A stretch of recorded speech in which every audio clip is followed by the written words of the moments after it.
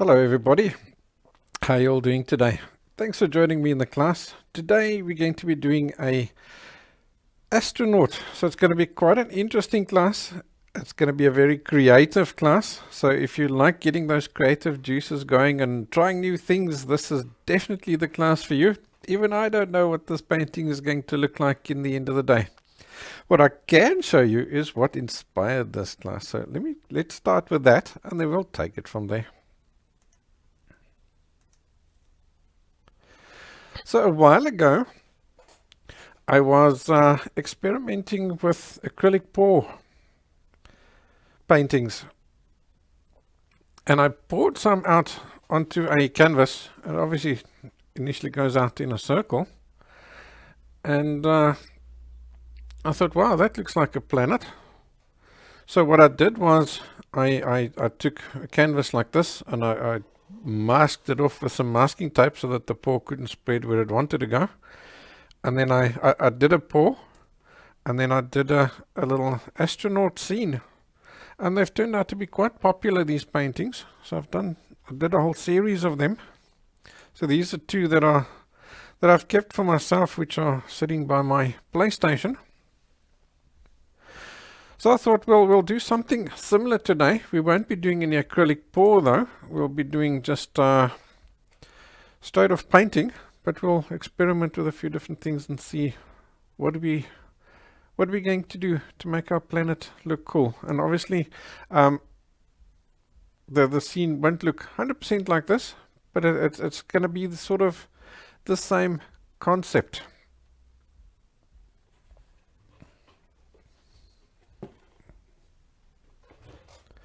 So the canvas I'm working on today is a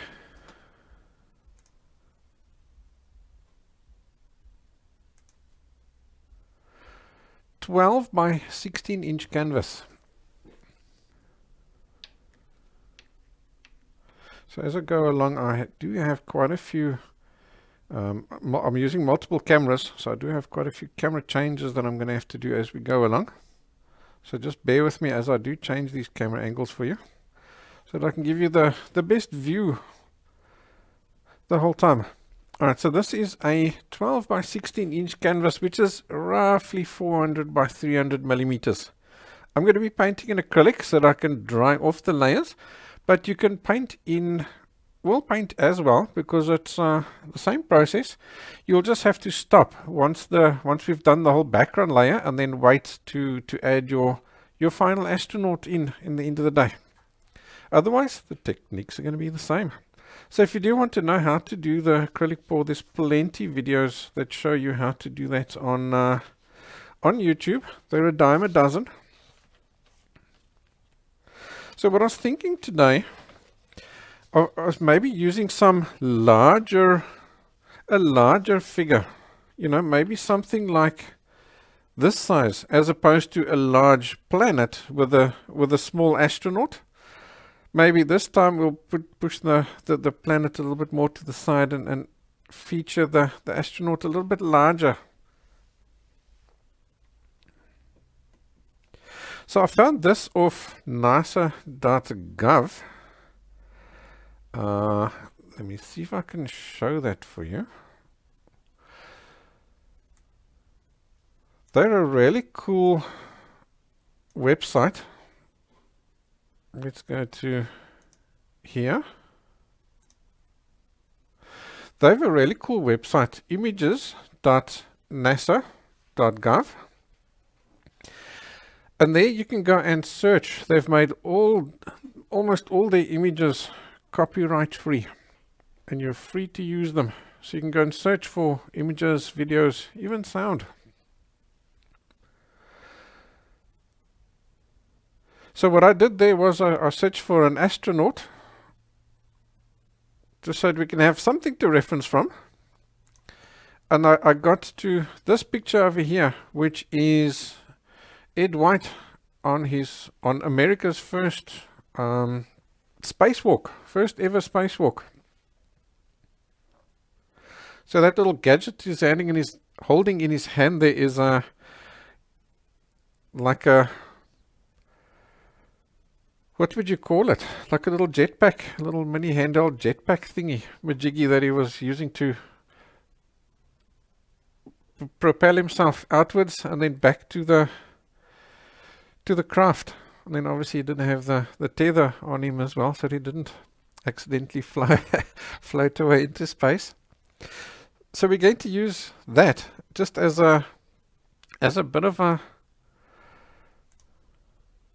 template for the astronaut, just so that we've got some figures that a figure that we can like reference from, because I know it makes it easier for you.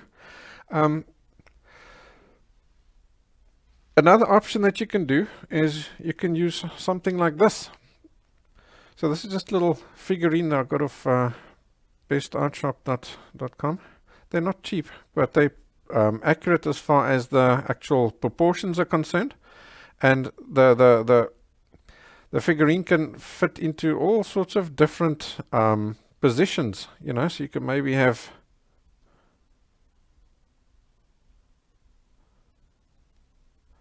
something like that. They've even got different hands that you can plug in and out. So you can now use that to adjust your figurine to whatever shape that you want or whatever, and then just use this to get your proportions drawn out. So that's quite handy. But anyway, we'll work on this guy today. So I've just done another one like this, because on this photo they've cut off the foot, so I did just add the foot in there, just very lightly with pencil. So let me I just eyeballed my own little foot in there that I figured would look in proportion. So now we're going to play around a little bit and see how we're going to put the astronaut down. So on the original photo, it's obviously standing like this, which is almost in a position that you'd expect to see somebody. And now we're in space, so we don't want that. That's boring. In space, you can hang in all sorts of different angles and stuff. So I was thinking maybe we can put the astronaut sort of hanging around at that kind of an angle. And then we'll put a planet in this vicinity over here. So the astronaut's on a third, and then we've got a bit of white space here on the other third, and then some planet over there. So I haven't unwrapped the canvas yet. It's still got that plastic that it comes wrapped in with, and that's going to allow us to just play around a little bit. So on the other artworks that I've been doing, what I've done is I've just taken a really long string and just extended it out here way past the canvas, and then attached a pencil to it, and then just drew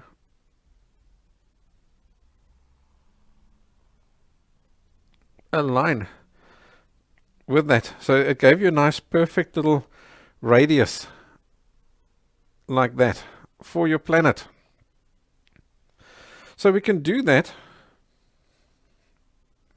Another option is, let's get just a piece of paper towel and some water. Let's turf that. So I'm just using just a whiteboard marker here to play around a little bit. The other option is maybe having just a small planet over there, which is an option. Is, you know, now you've got the astronaut closer and the planet a bit further, so it's just hanging around in space. So that's a nice option as well. And then maybe you can have the planet more just sort of peeping out there, so you can see it just gives you a sense of distance, you know, that is hanging in space, almost like you've got on that original photograph. Can you see you've got a bit of Earth floating around in the distance?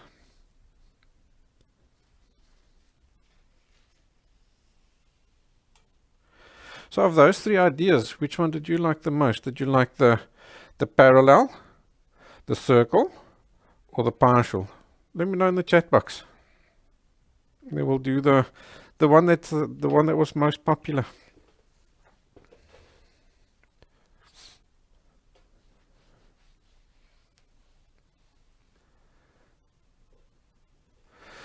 So while you're typing there, what we'll do for these, the planet, is we'll experiment a little bit and do different things and see which one is going to give us a nice little effect.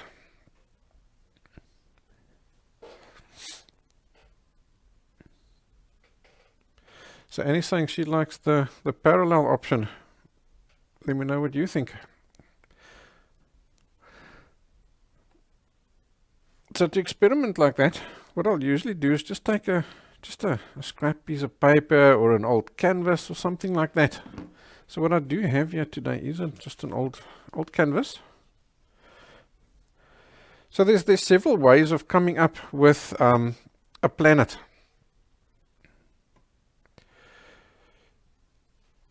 You've got, straight up, you can use one of the existing planets. And that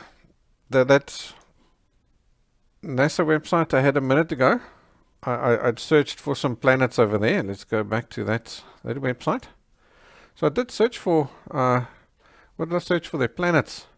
So they've got all the photos that they've taken of planets, including stuff like this, which is actually the moon, but it's now taken in like infrared or whatever. So it essentially is giving you an imaginary planet as you go, you know, already. So it looks something completely different.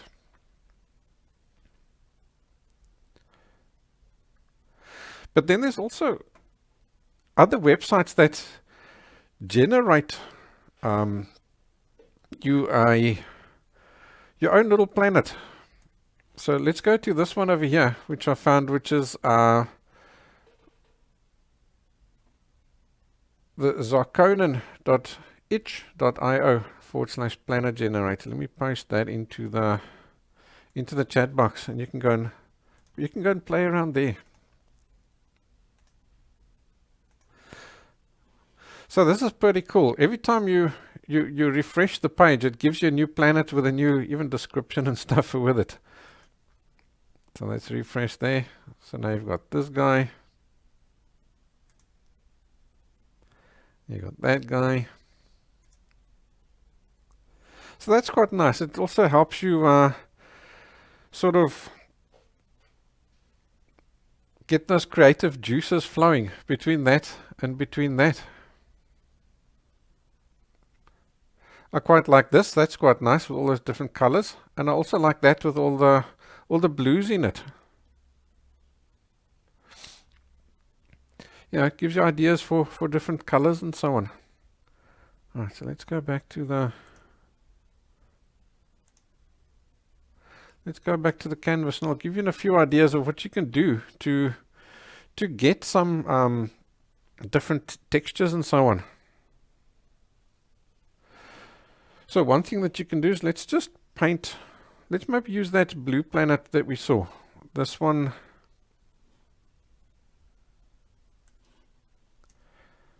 Let me see if I can open that guy up quickly. Just give me a second.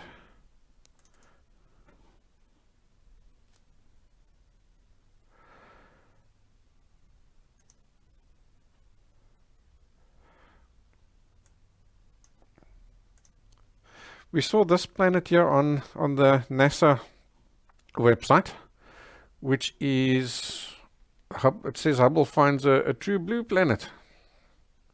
So it's a real place. I'm assuming it's like a gas giant or something like that. I'm not sure. Yeah, it says a gas giant. So let's maybe use that guy as a bit of an inspiration. So what we can do is, let me pop him just small down in the corner.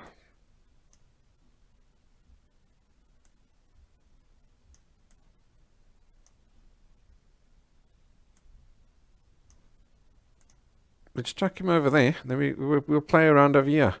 So there you'd maybe have something that's a bit of a darker background. Let's say maybe some blue. So this is just a scrap canvas. You can see I've used it for experiments before, and I've just painted a bit of white over it for today. And let's just cover up an area with the blue.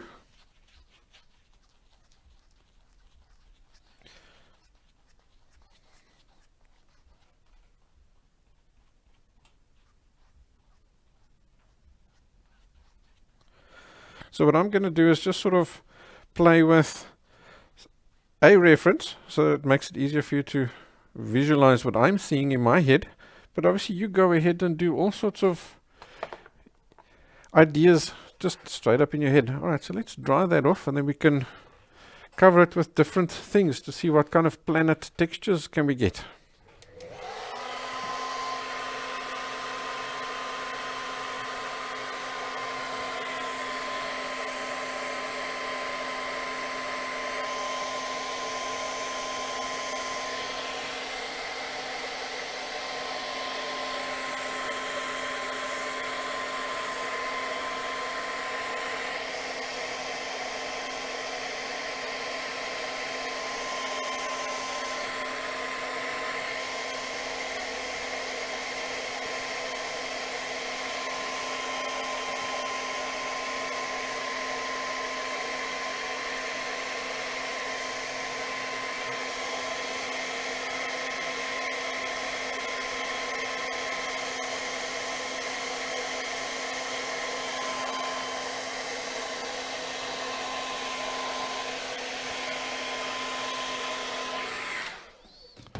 Cool.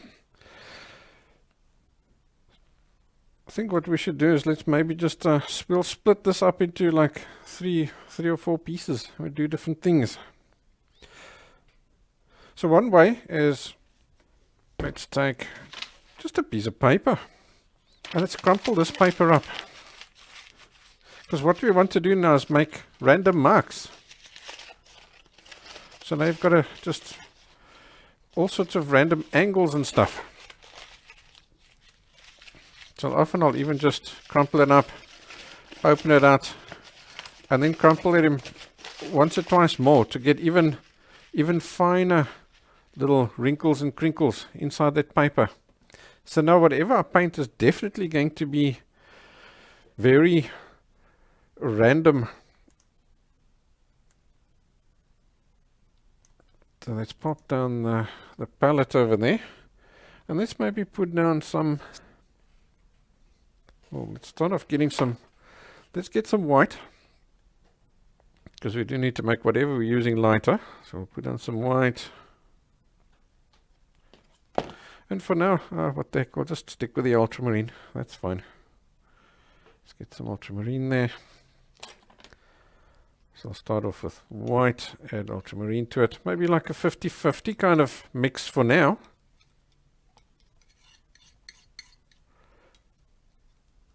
Just that you've got a nice contrast over there that you can work with. So that whatever you put down is visible. So I'll spread this paint out like this. Just so that we've got a nice area to pick up paint with. So let's see, so far Bill, Renee, Legenia, I'm getting quite a few the partial planet suggestions, so seems like that's the winner at this stage. And you just scrunch this up, and I'm going to dab it inside the paint. And look there, you've got all this random bits of paint, which you can now go and pop down and build up yourself a nice little texture over there. I'm quite liking that, to be honest. And maybe your planet is round, right? So you've got, when things are round, let's see if we can show that. Let's take a piece of paper and let's just draw a grid onto that. Then you can see what happens when something is round and how it affects the perspective of the things that you see. So let's just do really rough little, trying to get them reasonably parallel to each other. So we've got little squares like that. So check what happens when that planet rounds off. So let's do that. Here, the squares that are looking towards you, or the objects that are looking towards you, are full size. As you start looking at it from the side, they sort of squash up like this, and the guys that are looking from that side become even more and more squashed till eventually, if you look at it completely from the side, it's just a little line. So we can maybe use this here to, let's take that, and you put maybe lots here on the edge of the planet, and then less as you come in. So that will also give you maybe a bit of a rounding, so that you've got more space between the marks, and then less space between the marks. So that's a nice little option, that paper over there. So I'll put him one side. The other thing I just found lying around the studio was some of this non-slip. So maybe I'll just cut off a little piece of that.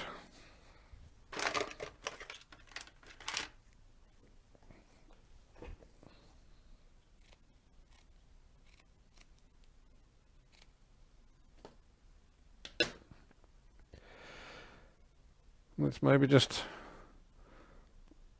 hold him like that, eh? Let's dip that in the paint and see what kind of marks does this give. So that's also quite cool, hey? You maybe do the same kind of thing. Let's maybe do multiple dots over here, and then less as we come in. And that also gives you a nice little random texture. There's obviously nothing stopping us from using multiple of those, eh? So let's put him one side. I like that. And then just to really be as random as I possibly could, I picked a mint leaf out in the garden. So I think for him, you won't be able to press hard on him. So let's just take some water. And then we thin down this paint a bit more.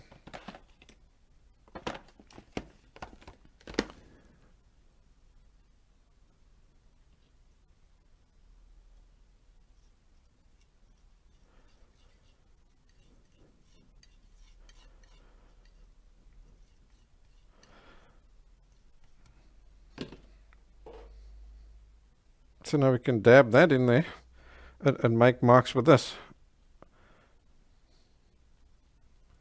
And look there, that's giving you a completely different texture, and it's also really nice.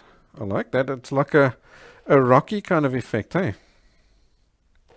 Very similar to that. Very similar to that. But Minnie's suggesting a piece of sponge, yes. Like a especially like a sea sponge would work well with this, eh? So there we go. We've got, 3 different ideas. And there's other things you can do, obviously. What about you can use maybe some texture paste if you've got that. So this is just the hole filler that you use around the house to fill up cracks or little holes and stuff in the wall. And you can use texture gel, obviously. That will also work. Because when you paint a background and then you paint the texture gel, and because texture gel goes on different thicknesses, then whatever paint you're painting over it will give you different colors. So you can maybe just take, I don't think lots of texture gel with this, just a little bit, or texture paste I should say, and you can maybe just paint little pieces like this.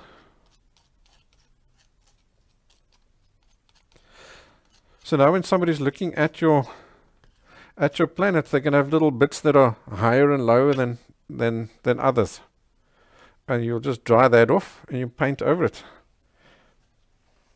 Don't think I'm going to dry this guy off today. It's going to take a few minutes, take a good 4 or 5 minutes. I'll leave him to air dry. I'll pop him in the sun and then we'll play around with it. So of these 3 textures here, which one did you like the most? Or do you think we should maybe use a combination of them? Yeah, what the hell? We'll use all of them. Let's do that. Just for what the heck.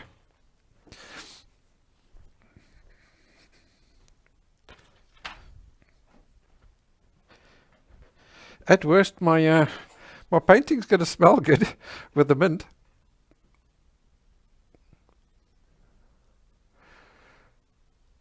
Alrighty, I think for now I'm going to dump those overlays. We've got now an idea of what we want to do, so let's do it.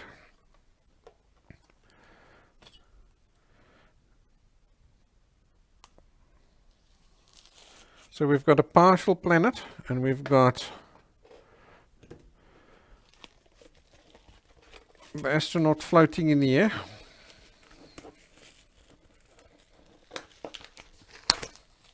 And we've decided on blue.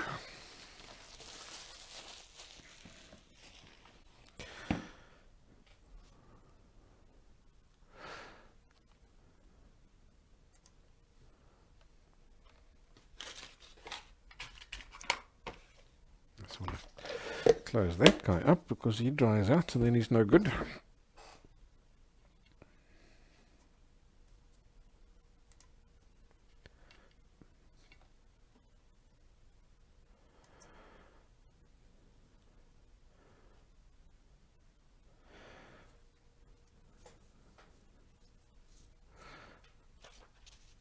Alrighty, so Bill was saying a partial from the top left corner, so like sort of running down there like that. That's a possibility.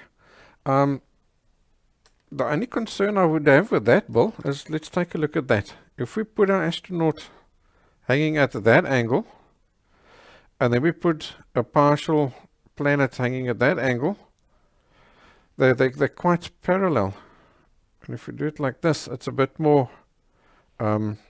if we do it that way, can you see that? It looks a bit more random. And that's the kind of look that we want to get here, because in space, things aren't, here on Earth, everything's upright and so on. And in space, things are floating. You want to get that floating effect.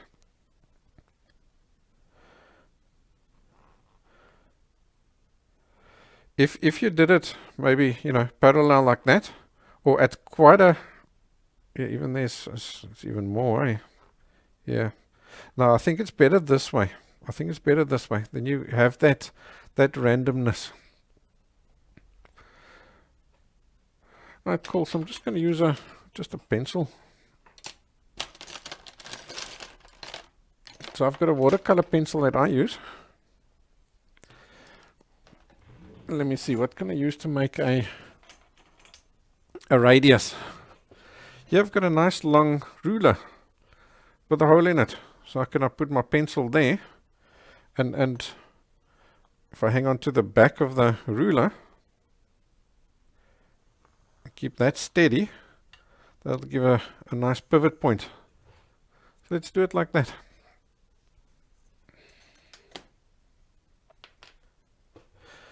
Alright, we'll do the actual figure itself right at the end after we've done the background. Alright, so let's start working on this. So first thing I'm going to do is, you'd probably be okay because you can be painting that black, but I'm just going to be prudent and mask it off. So I just use some masking tape. And the way I go mask off a rounding is you'll stick it down until it's, because your masking tape is not straight, right? So you stick it down and it's going to eventually start going away from the line. So there where it starts going away from the line, I put my finger down and then I bend or put a little kink into that masking tape at that spot over there. So the way I'm sticking this down is, can you see this back piece of the masking tape is still standing upright? And that's allowing me to get this rounding because that's upright over there. So you do get little kinks in the masking tape here on this edge that you are sticking down.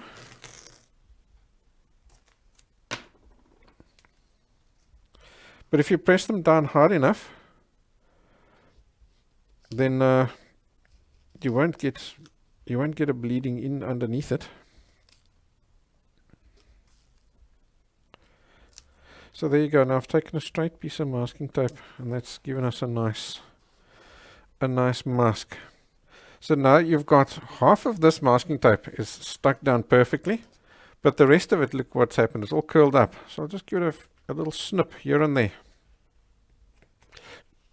And now you can stick that down.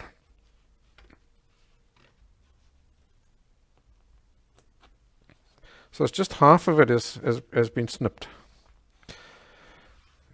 And this leading edge of ours is still perfectly flat.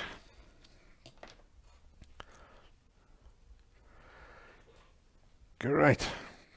Alright, so let's get that.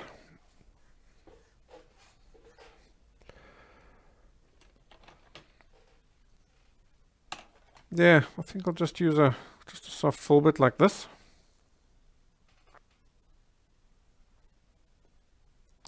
Okay, so Annie is confirming this is what she meant as well. Partial parallel, eh? Cool, so we're doing what everybody wanted, and that's great. This is what I was hoping you would say as well. So I'm happy. I'm going to just give it a really a thin layer. The ultramarine does tend to be quite transparent. It's not an opaque color, so you're not going to get perfect coverage using it.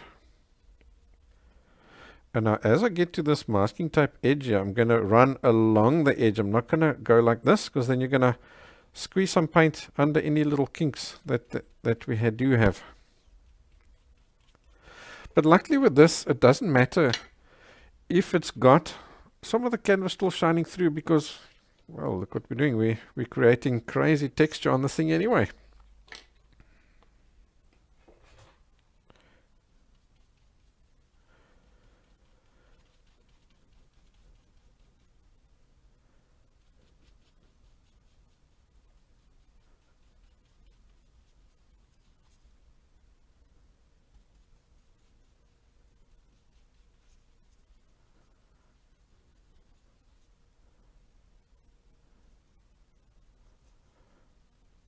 Alrighty, cool.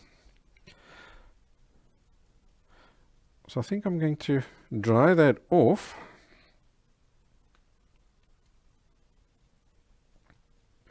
Maybe I'll even just use a bunch of little crisscrosses and stuff to already start getting some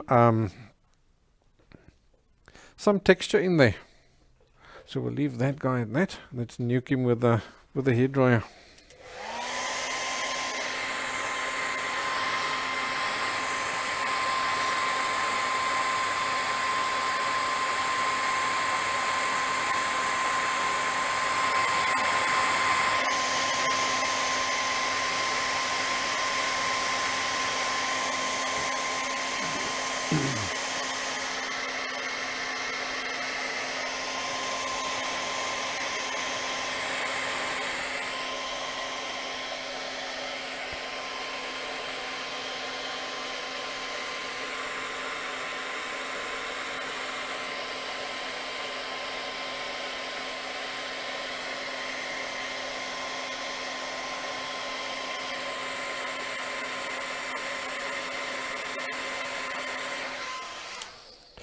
He's 90% dry, is good enough.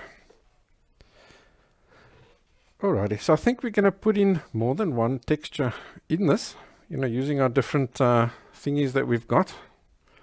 So let's use different colors or different tones of the blue. So let's maybe head over to the palette just for a second. Hi, Skygazer, welcome. This sounds like just a class for you. Okay, I'm going to get my painting knife. And let's mix, because we've now got that. So let's take this guy. And let's get some more blue into it. So it is not quite as light as the previous one.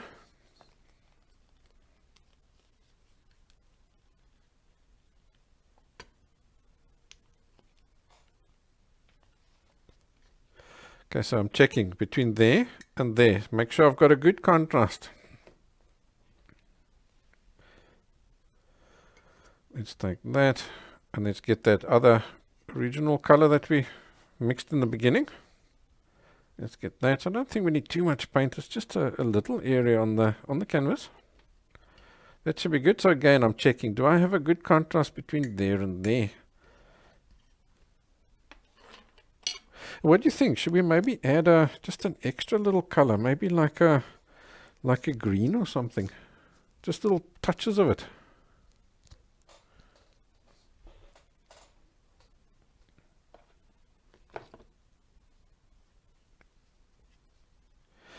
I don't think anything too excessively bright. We want the planet to be there, but it's just really for positioning of the astronaut. The astronaut is the hero in this painting. So let's play around a little bit. Let's maybe take some of this, some of that, and let's see what it gives us. If it's a nice color or is the yucky color. Fold it here by the canvas. Let's do.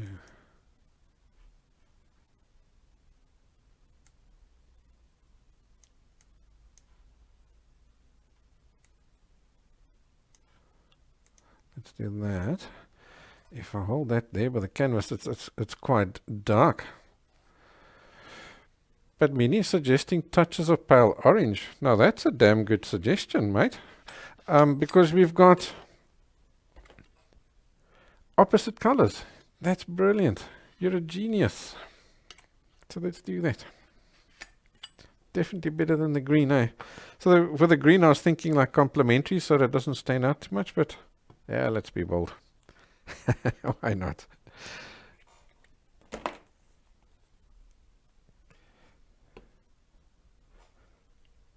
Let's see what it looks like. So we'll take white. Where can we put it? Over there. It's a pale orange, so just a little bit of orange in there like this.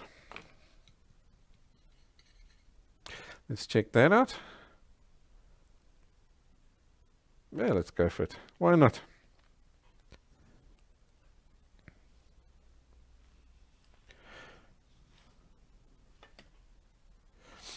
If you want to see wild and wonderful, you go and look for the images that have been taken by the Hubble telescope. And there you'll see that any combination is possible. Cool. So let's maybe take this and use this.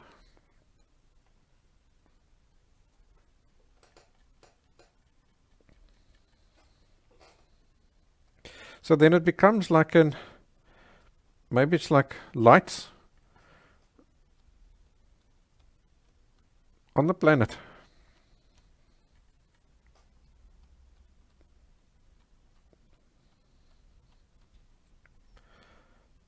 So let's maybe not put it everywhere. Maybe there's like a darker area on this planet. So we'll leave that over there. So there's not so much over there. Maybe here's a bit of a city.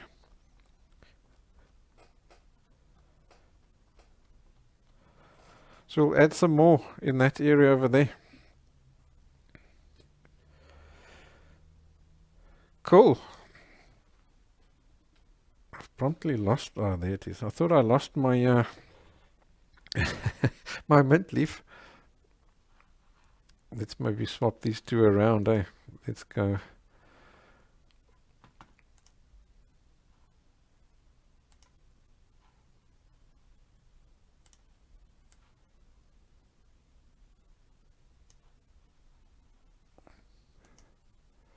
Let's go there. Okay, where's the paper? I'll just crumple this paper up again, create a new look on him, maybe like that. And let's go for the darker version of this.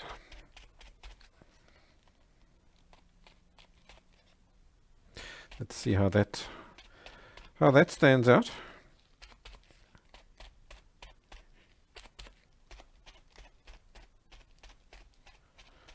Yeah, it's starting to give a little bit of texture there. Not too visible, eh? We definitely will have to play around a bit more of that.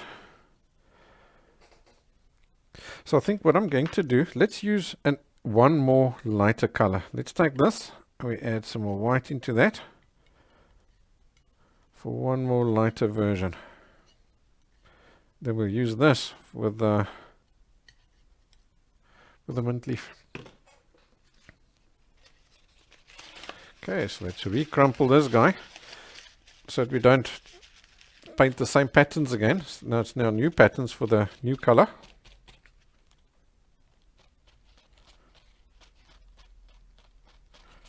Yeah, this is now starting to stand out a bit better, eh? Better contrasts. Another way the guys make really good looking planets is with spray paint. Yeah, let's do that.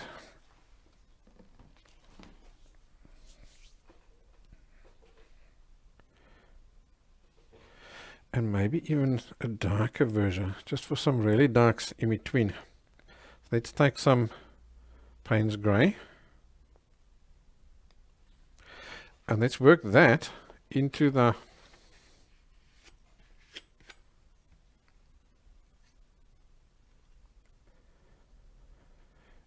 ultramarine to get a super dark blue.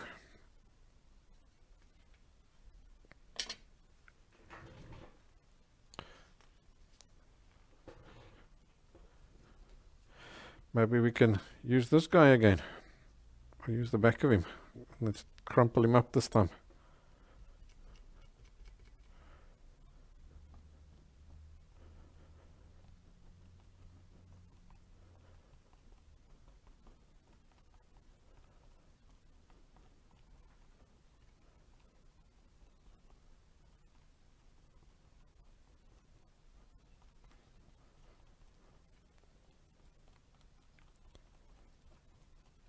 So I think this here, I'm going to put more on this outside edge, like that.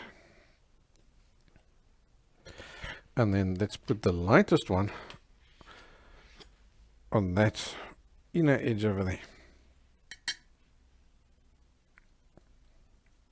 And that'll give us that bit of a rounding.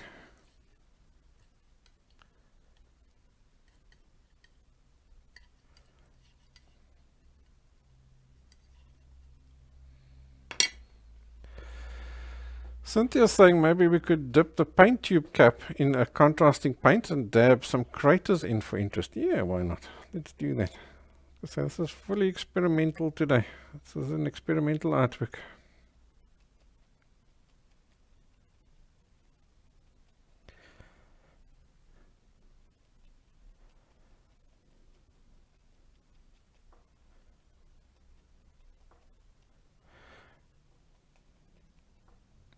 And now there's obviously nothing stopping you from picking up the brush and adding details in as well.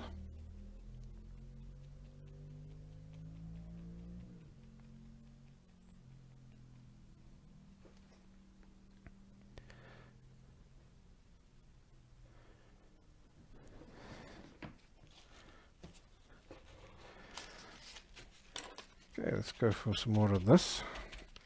Just seems to be missing that little bit of a in-between color over there. Between the light and the dark. There's certainly a lovely texture now here already, that's for sure.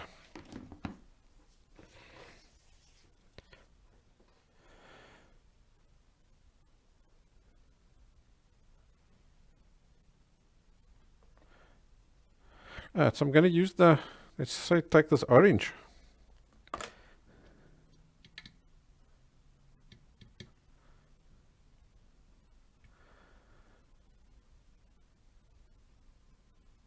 We had a few little random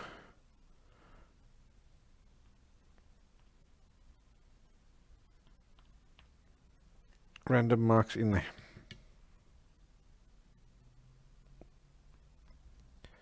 Sometimes just the edge of them, and sometimes the whole thing.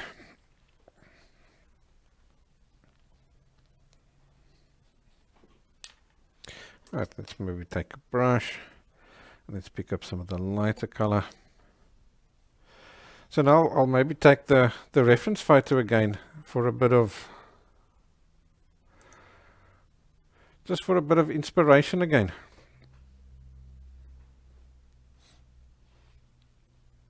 And maybe, you see you've got a few little dots and things, you know, maybe extend that out. Annie's saying craters and rivers. So here we go. Let's add maybe a few little craters and rivers in here. And I'm using whatever marks that there are as inspiration for what I'm doing here.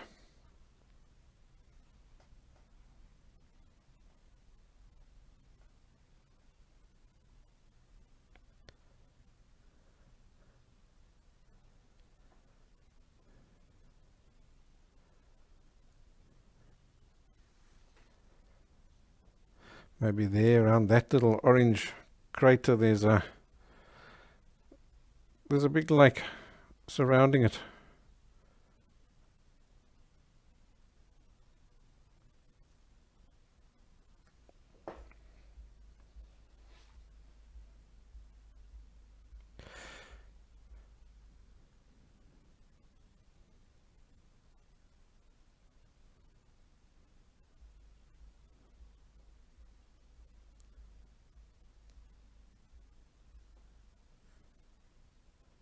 I don't want to go too much in there, otherwise you lose the rounding. You do want it light on the one side and dark on the other side.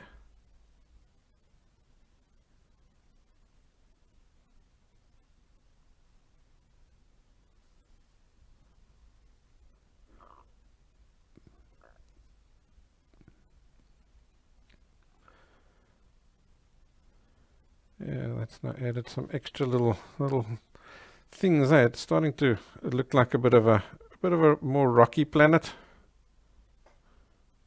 almost like a colorful moon.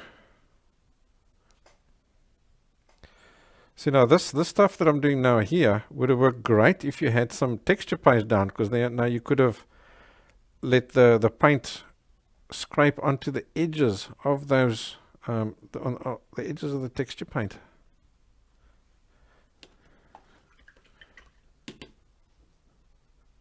And I quite like the little city effect. Let's maybe, while we're at it, let's take a few dashes of yellow, just for some contrast. So I'll take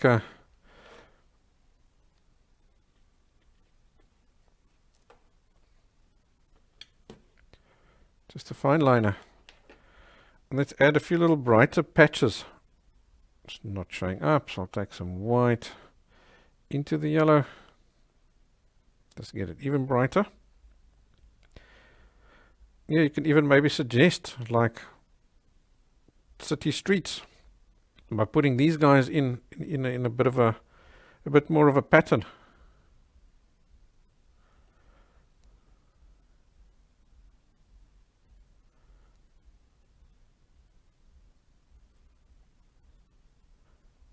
And then here's a smaller little city area over here.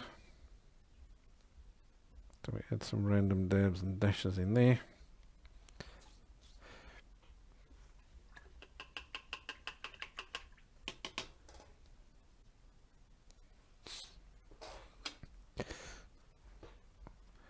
Yeah, alrighty. Let's take off the masking tape and see where we're at.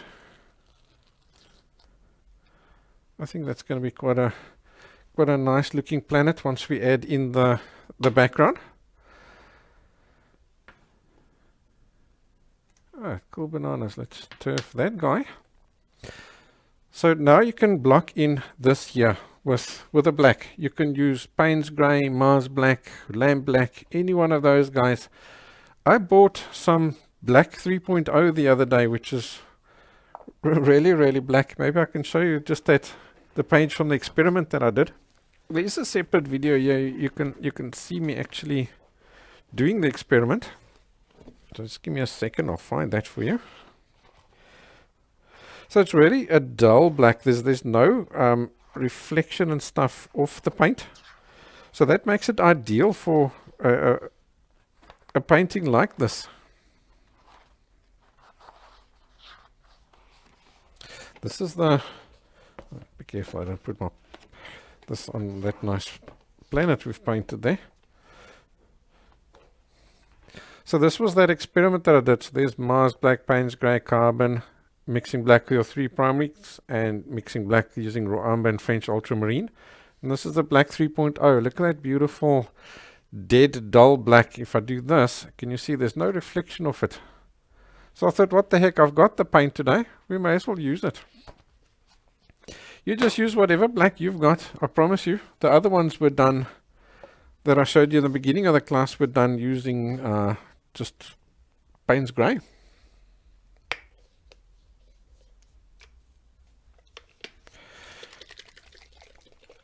Looks like he needs a good old shake up.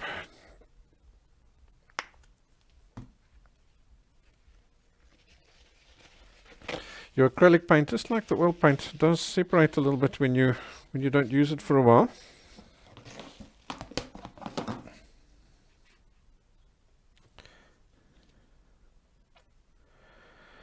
That's better. So I'm just going to chuck a bunch down there.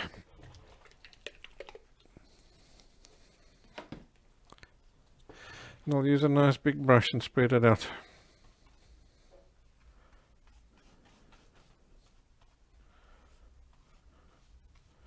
And that way it'll go nice and quick. So I'm going to be proactive because we're going to be doing splatter and stuff now for the stars. So I think let's be proactive and just put some, spread this. I've got some scrap paper underneath the artwork today, just to protect the table, so that by the time we're finished with the artwork, we're not all full of paint.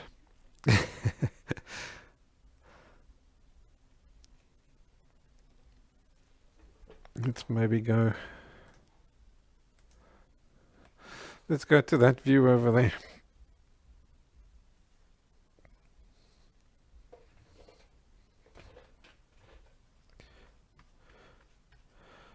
So I'm going to spread this out here to the edges and over the edge.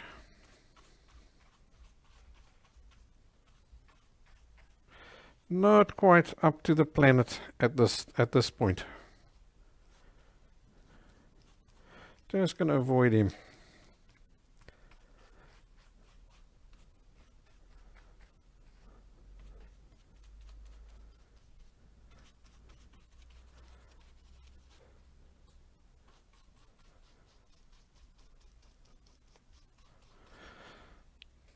So now obviously when you do your painting, use your own creativity and create your own planet, your own colors, your own design. Go crazy. Maybe give it a smoky look, you know, to make it look like a gas giant like Saturn or something like that. Alright, so that's the worst of this covered. But now this is a big brush. You can't get to that edge over there properly and accurately. So I'm just going to pop him down there and go over to a finer brush.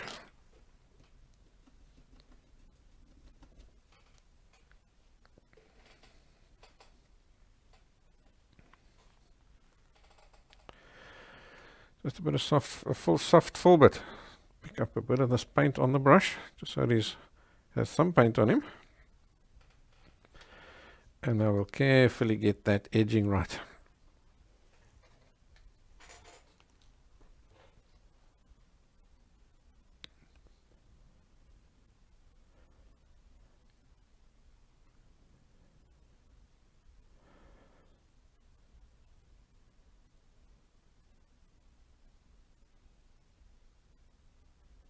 Because now remember, this edge that we've got here is a perfect radius.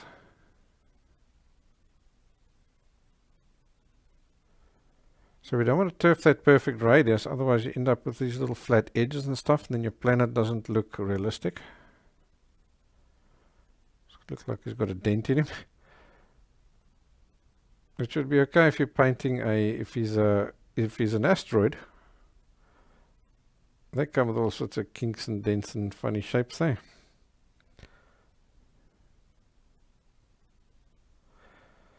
Cool. Now I'm going to take this, or you can use your big brush, and just get all these strokes in the same direction. That also helps to flatten out the color. So as you go, depending on how much paint you originally put down, you may have too much. So just scoop off the excess or wipe off the excess off the brush so that you don't end up with big blobs. Because we're going to have to dry this off shortly.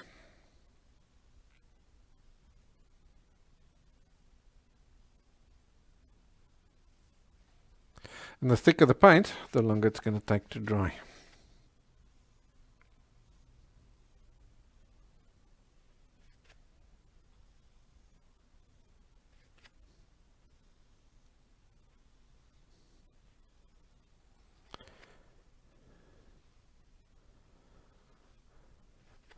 Okay, looks like we're done with that guy. He's done his thing, so we can chuck him in the water.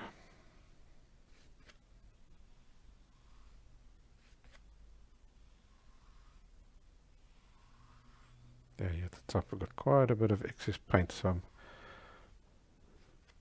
I'm coming right up as close as I can to the planet without going over it.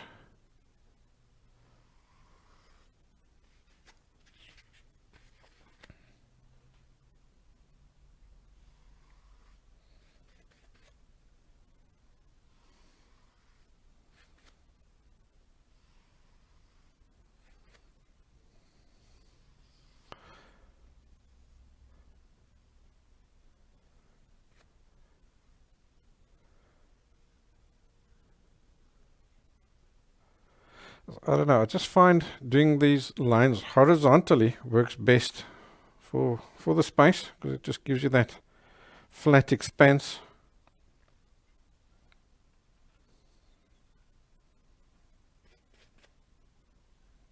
That's great, that's looking good. Got quite a bit of excess paint here at the top, so I'm just going to get rid of that so that it doesn't take so long to dry. Alright, so I'm going to zap this guy with a hairdryer, not necessarily to dry all the sky or the space part, just to dry off the planet, because we're going to have to mask him off now. So concentrate on here and getting that dry.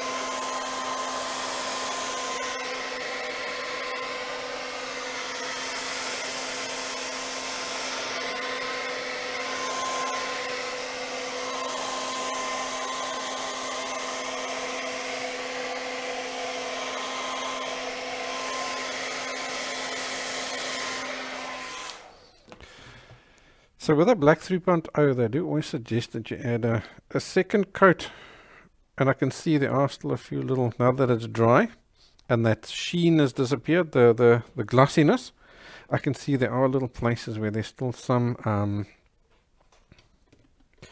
the canvas visible. So I'll give him a quick second coat, and that's fine. I'm quite happy with the planet. Look, it's looking really awesome. But I'm going to just lighten up that very edge over there, just to make him round off. And now you can also, it's a great time, if you want to give him a little bit of a glow as well. You know, maybe there's an ozone layer or something like that. So you can give the planet that kind of a glow as well.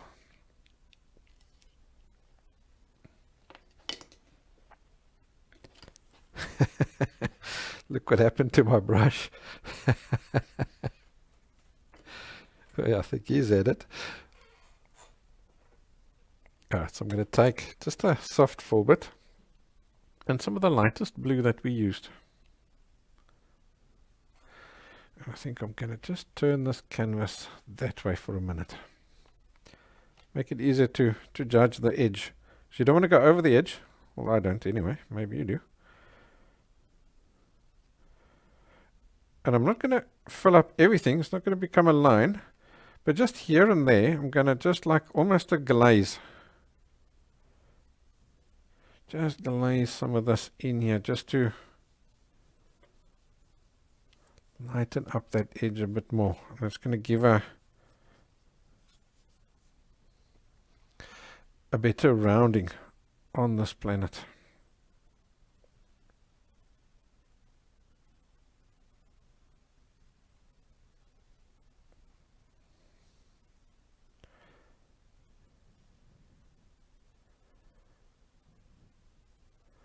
So some areas I'll add some more, and some areas I'll add less, and so on. So it doesn't become solid. It must still be all nice and random.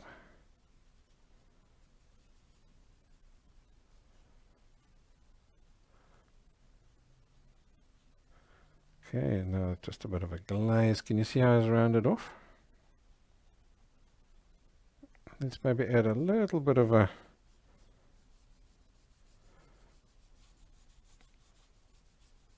an ozone layer over there. So just that tiny amount of paint that's left on the brush.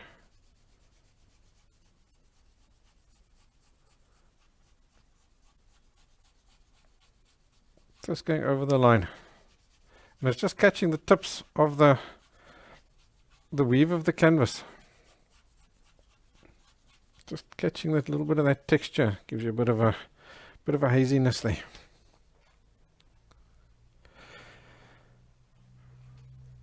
Alrighty, let's try a different brush. That will hopefully not fall apart on us. Let's give this a second coat. But because he's already got one coat, you don't need to use half the amount of paint that you used the previous time. Just a tiny amount like that is going to be enough this time.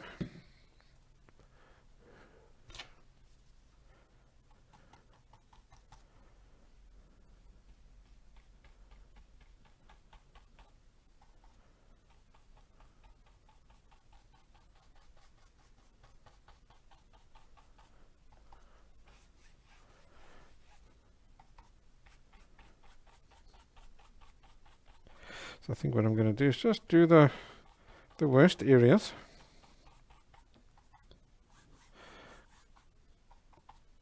So a lot of it will now disappear as far as when you're getting your splatter and stuff is in. Just give it a really quick little light coat.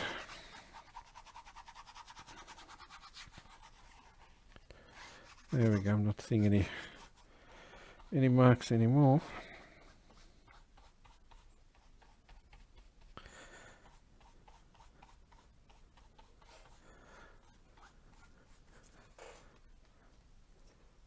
Okay, let's dry that off quickly.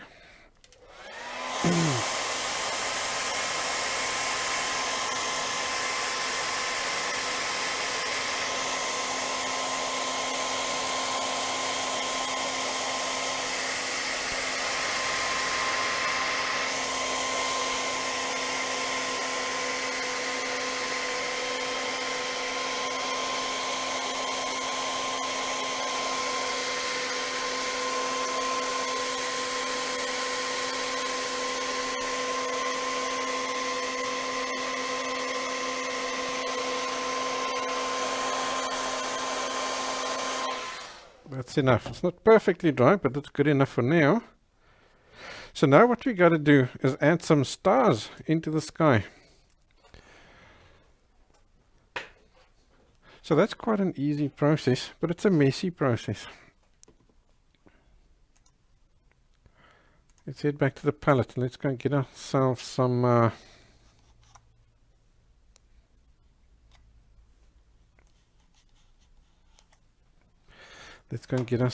stars.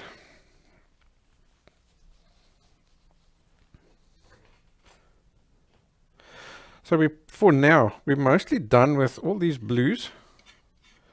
So I'm going to take them. Let's just put them all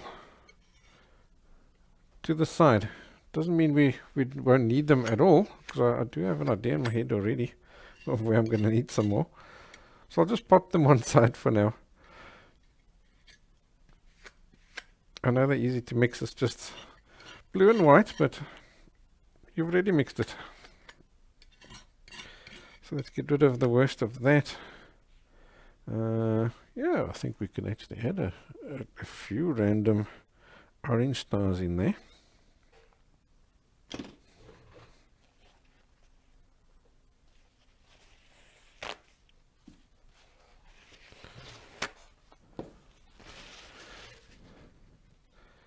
So let's maybe just turf the worst of this over here.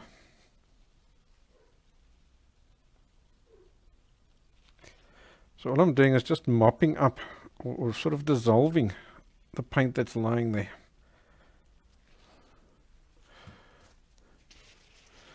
Now we can come with other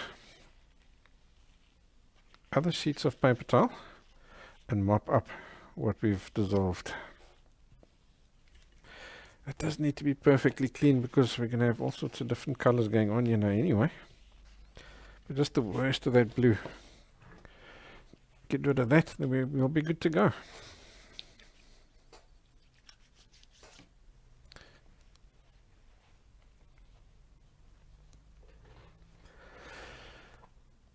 Alrighty, so we're definitely going to need some white. So put a fair amount of white over there. So Skygaze is saying the black 3.0 is the blackest black, and it absorbs almost all the light. It's something like 95%, something ridiculous like that. There are other paints that do claim to be darker and absorb a bit more light, but I'll be honest with you, this one works as dark as you'd ever want it. Any more percentage darker is not going to make any huge difference. Alright, so let's take white and a bit of yellow. We definitely get yellow stars. So that'll be cool. Not too bright, just like a pale yellow, just off white. And then let's take maybe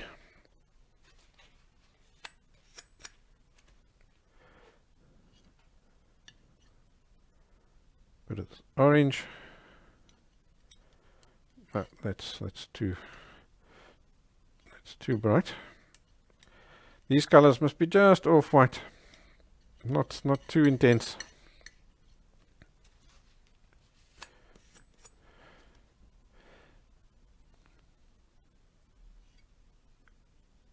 Maybe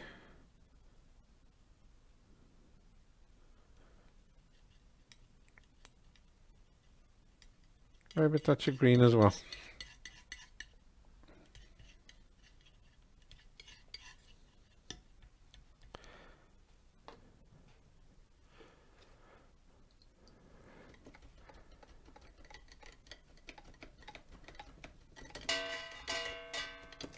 So I'm just washing a brush here.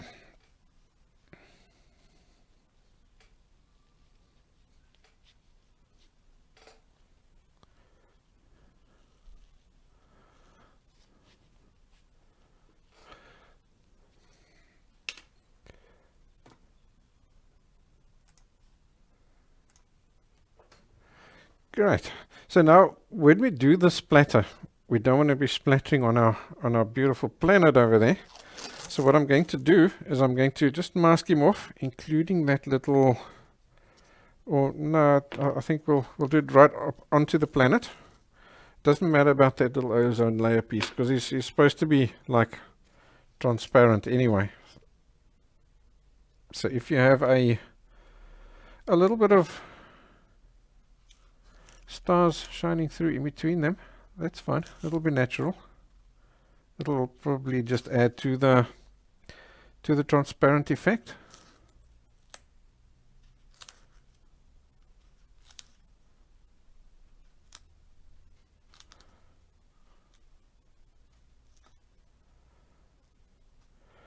Great, so I've got that edge over there. Now the quickest way, I may as well just gently stick that down. Don't stick it down too hard because that paint is still, it hasn't cured. You don't want to lift it off. So now I'm just going to take a piece of paper, and I can see that masking tape through the paper. So I'm going to do that so that I can create myself a mask.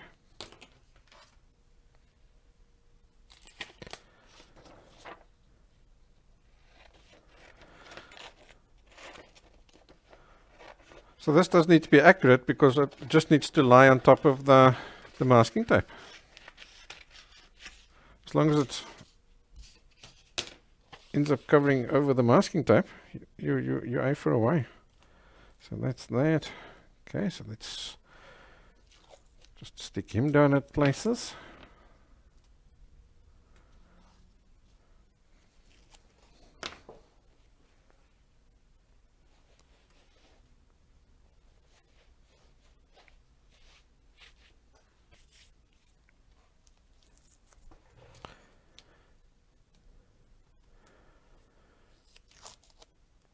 Just enough places so that you know that there's no splatters going to zip in underneath.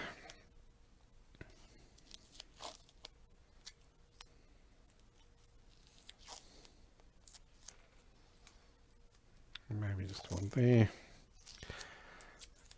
And I can also see just the tiniest amount of canvas sticking out still over there. Great. So to create splatter, what you need is really, really thin paint.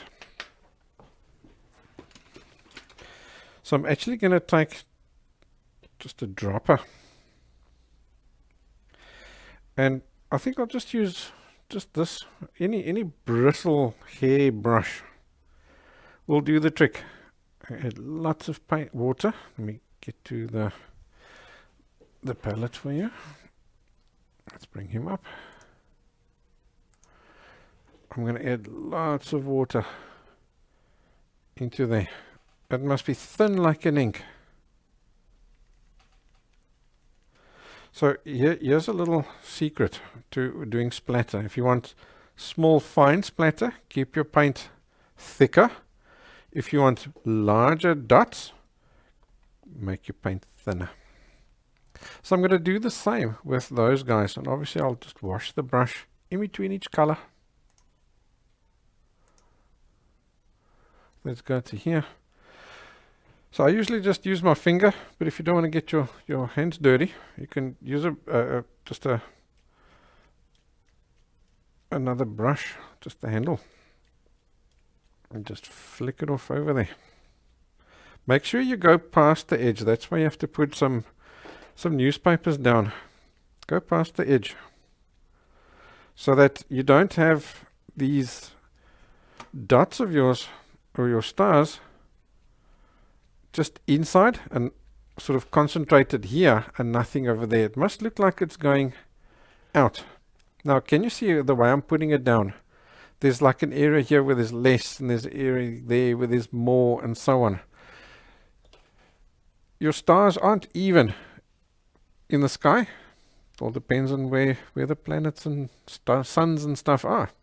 So keep it a little bit random, and that helps make it look natural. So can you see it doesn't particularly look like green, that does it?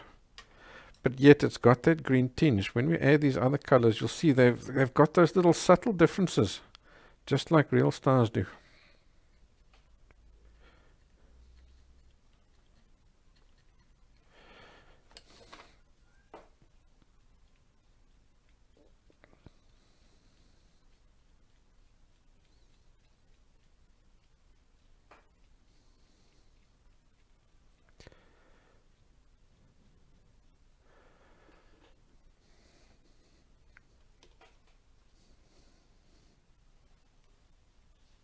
especially when you're like up close.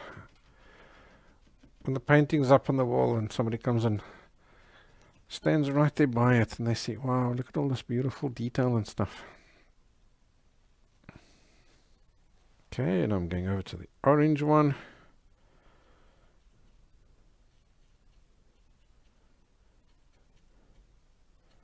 This one I'm going to keep the paint thinner, or thicker, I mean, not thinner, thicker, and I'm going to just add a few randoms. I think the green one did the most of the work there for us.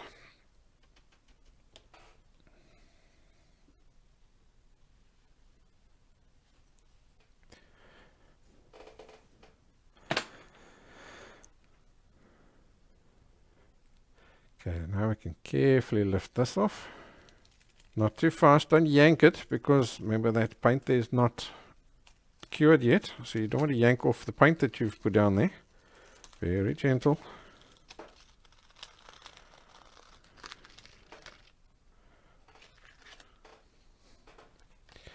Okay, throw that away because he's now full of dots. That's starting to look fantastic, isn't it?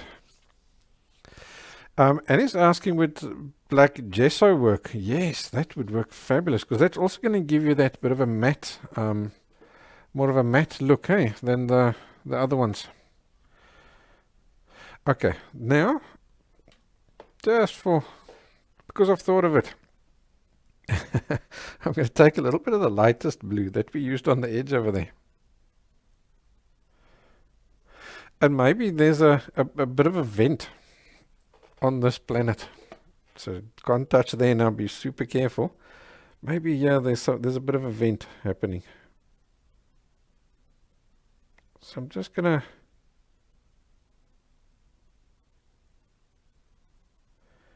add a little random thing coming out there, just dabs and taps. And as I'm going away, the paint is disappearing off the brush, so it's now looking like a bit of a gas. It's venting out from there, and it's just dispersing as we go along out over there. And let's maybe add another one somewhere. Maybe just one over here, just a smaller one. So let's get the worst of the paint off the brush and just spread that little bit of paint that is there around.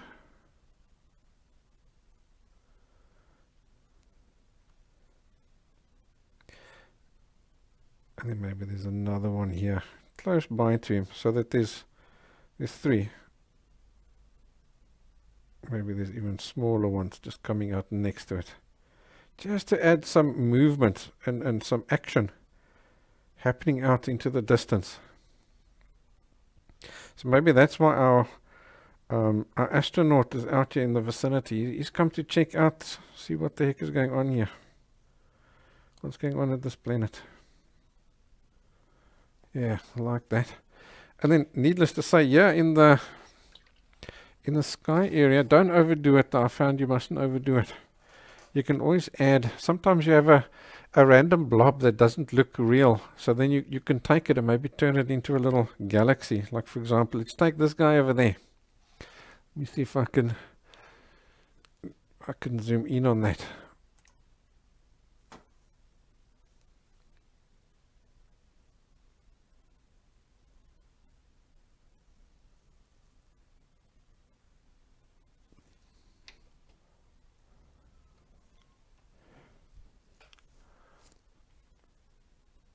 Let's go in over there. So this guy over here. So I'm just going to take that random dot, because sometimes as you flick, it maybe gives you a little stripe, and you just extend a stripe out to the other side as well. Just like that. So now you've got yourself a bit of a galaxy going on there, way out into the distance. Okay, so now this is super wet, so we've got to get rid of all the backing, the protective backing. And we have to dry off all these dots.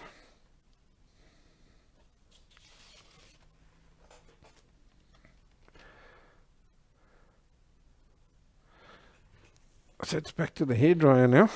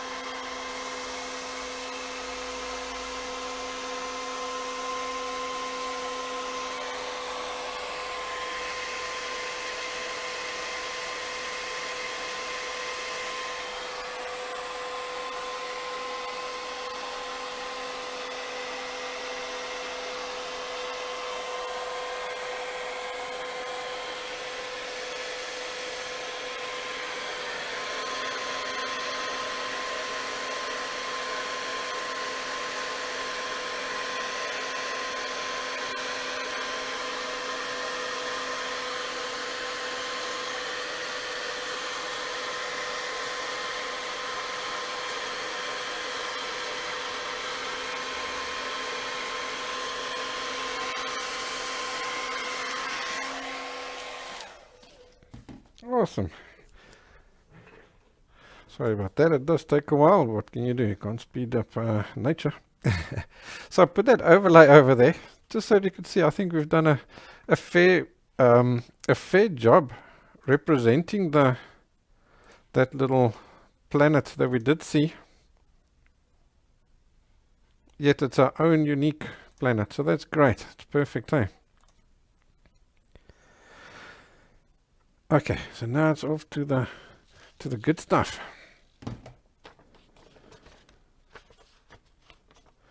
So we've got this guy over here, which we're now going to put maybe we said at that angle over there. That's going to look pretty cool, hey? So this here, I'm not going to use and copy it exact. I want to create my own astronaut, my own unique astronaut. So I'm just going to use this to get the bones or the pose of the astronaut similar. Let's take another printout of this. I'll show you what I mean by the pose or the bones. Let's put that over there. This dude over here is made up of different shapes. So I'll just take some yellow paint. He's got, there's one shape over there. There's another shape over there. There's a shape over there for that leg or that limb. Another shape over there for that limb. There's the foot. There's the arm. Doing that. There's your body. There's that arm. And then obviously the hands as well. And the head. So you've got those little shapes, or the skeleton. And from there, depending on what the person is wearing and so on, is going to depend on the shape of it. So all you're trying to get is just that bare bones. And if you can get those bones sketched in on your canvas, then you're good to go. Then you can create whatever dude you want to around those bones.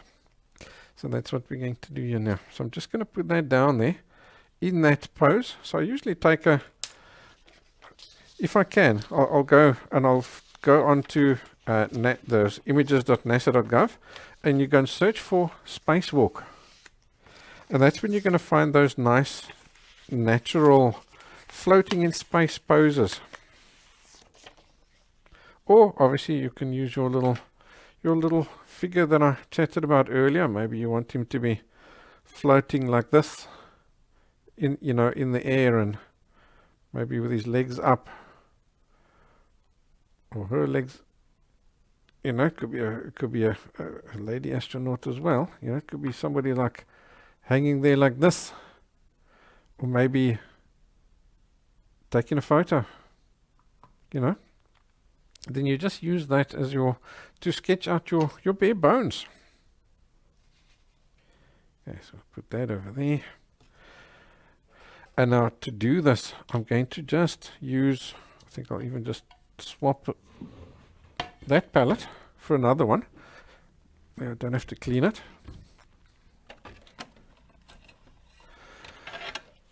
The astronaut itself is basically wearing white clothes.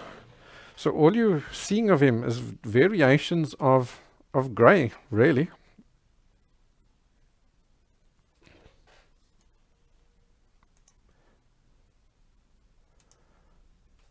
So here on the palette, let's take some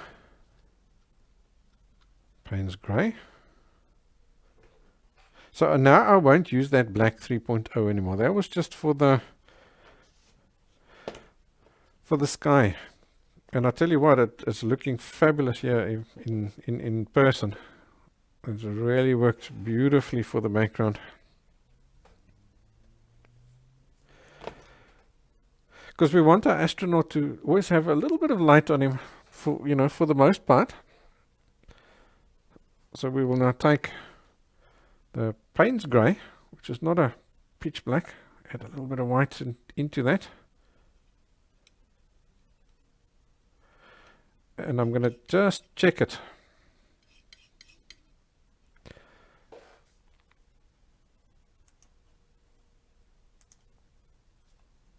Against my sky.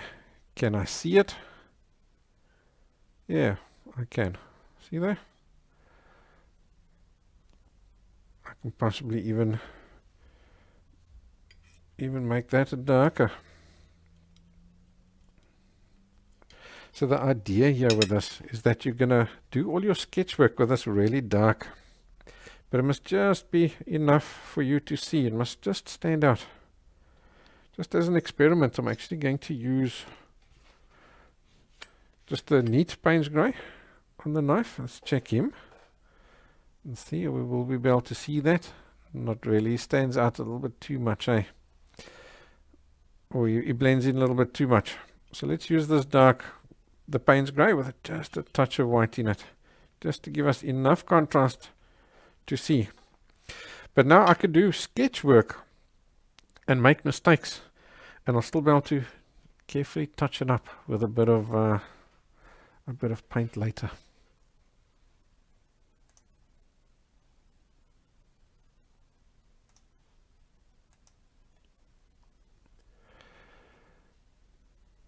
So that's the color that I've got. I'm just trying to see where I can put the palette down for us. Not that we really need it at this stage, but yeah, I'll plonk him down in the corner over there. And now you can sketch with any kind of brush that you want. I think I'll just use a little Filbert like this.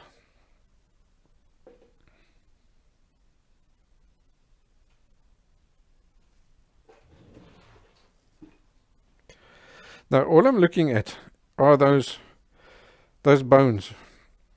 Nothing else.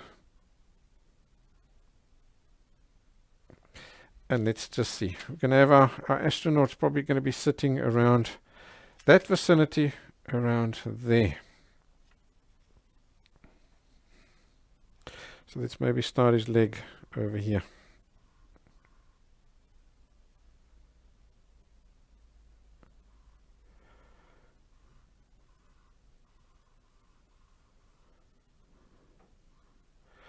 And I'm just judging these as best I can for now.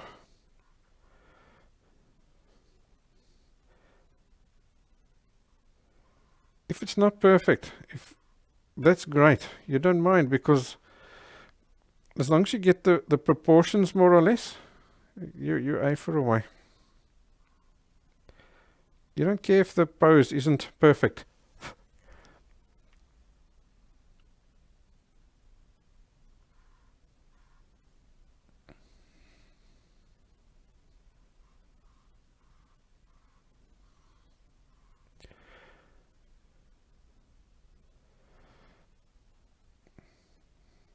Now it's looking like one of the star signs.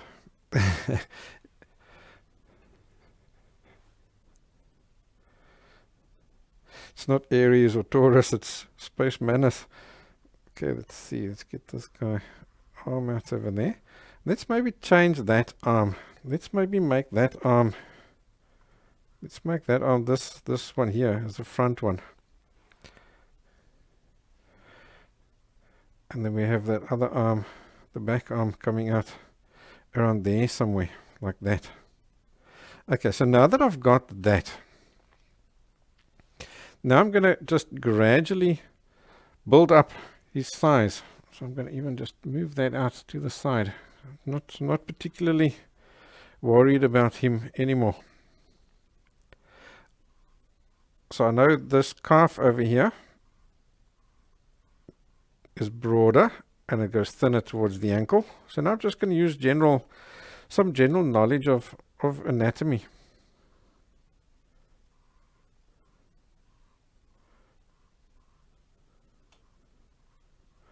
And just sketch this out more or less. There's a shoe shape over there. It's a bit of a gap between those legs over there. So it's maybe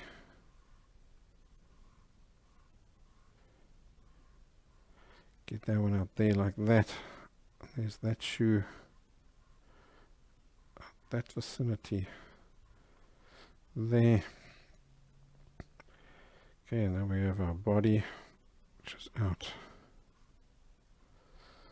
there. There's that arm. And there's that arm.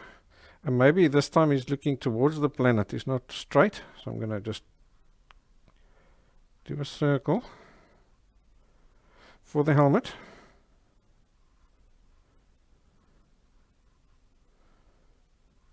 There, like that. There's a bit of a shoulder happening over there. Can you see a figure busy appearing?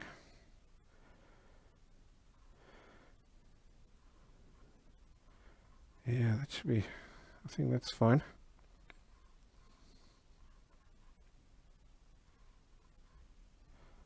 Our little universe disappeared.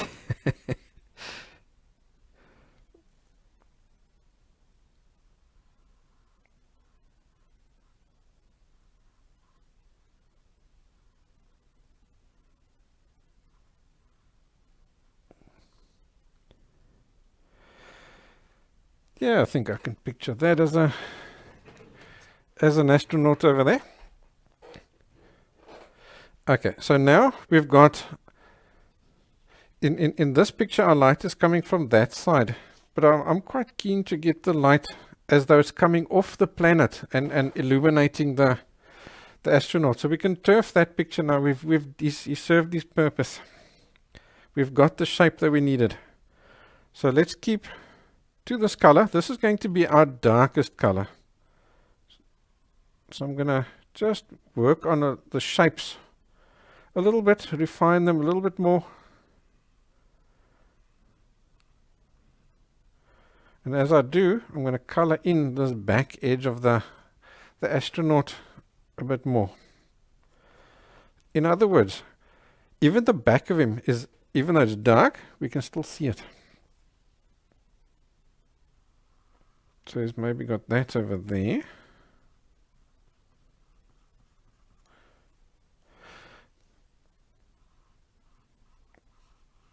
Like that.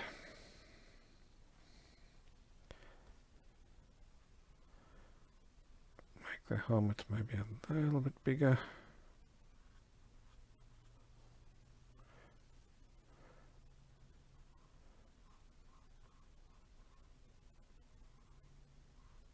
Nice and round.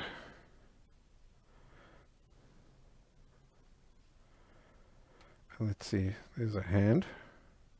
So just like a mitten kind of thing. And a thumb, so keep your hands on the inside. Or the thumbs on the inside. There's maybe another hand over there.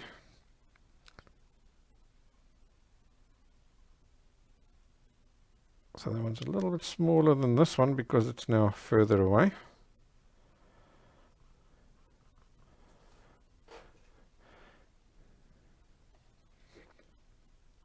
I think that's great. Okay, let's get this guy's dark edge in over here.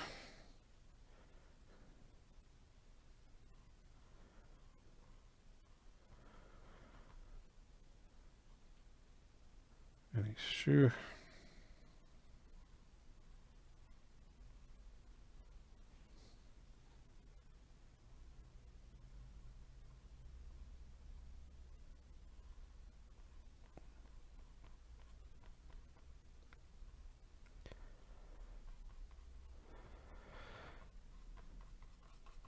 Yeah, that should do the trick.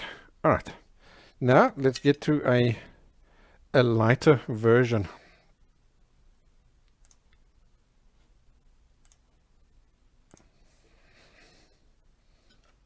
We can start adding some sun onto this astronaut now. So let's do that and that. And I'm getting a good contrast between there. So it's like a mid-tony kind of color, like that. And then for our highlight, let's add even more white, but not spider white.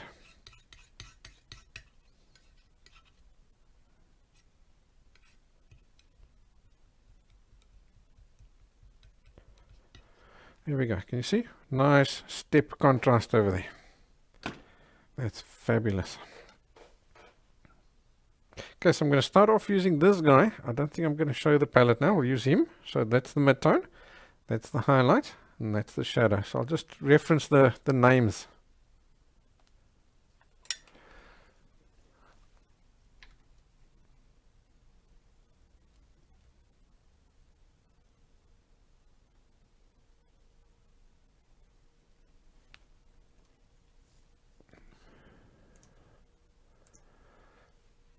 Now let's go to there. So I'll stick with the same brush, that's fine. So we've got our mid-tone. And I'm going to start here on the sun side and also just work on defining that. But now remember, this spacesuit, let's put that over there. It's all wrinkly. Can you see those little wrinkles and stuff? So we're going to create the highlight side just using wrinkles.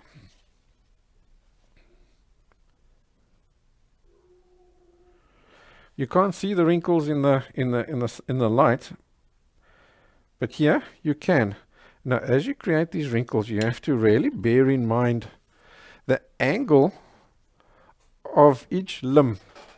So if I take this guy, let's maybe go to the wider view. if I've got this limb going away from me, so then I twist it like this. So look what happens to these little rings or wrinkles on that limb. They're curling sort of that way. Now this leg is coming towards us, so I twist that, and so it's looking towards us, and look what happens. Those angles have changed. The same with the arm. His back arm is pointing that way, so you're going to make these little wrinkles go in that direction. The front arm is maybe going sideways to parallel to you, so then you've got straight lines. You see that? So you have to bear in mind all those little angles as you add these guys in.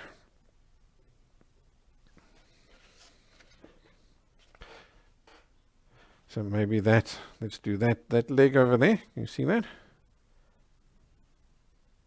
So I'll start here on the light edge.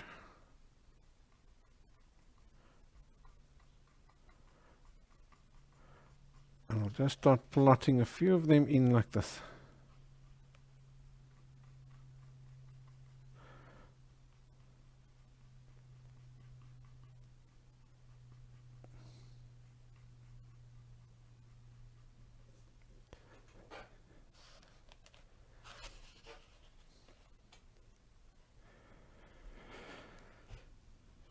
Okay, so I'm going to carry on with these guys.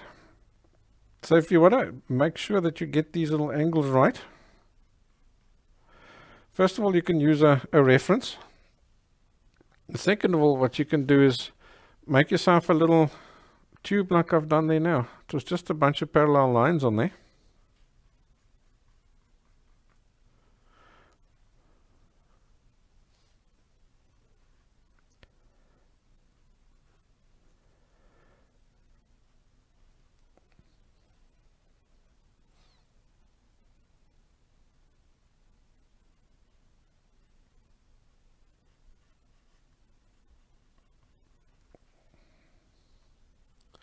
Okay, so I'm flicking these guys in, but I'm flicking them in different lengths.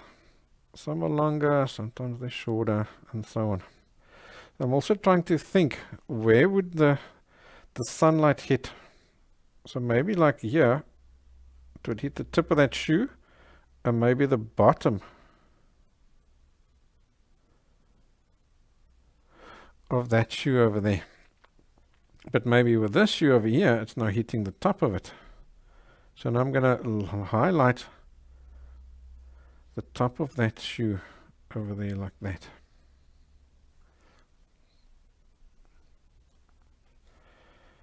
Here, let's see, all of this is going to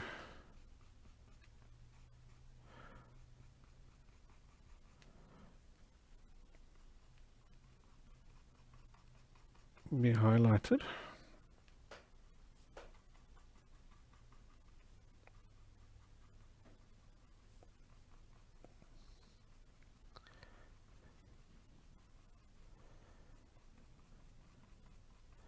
Just get those guys to join up very roughly over there, like that.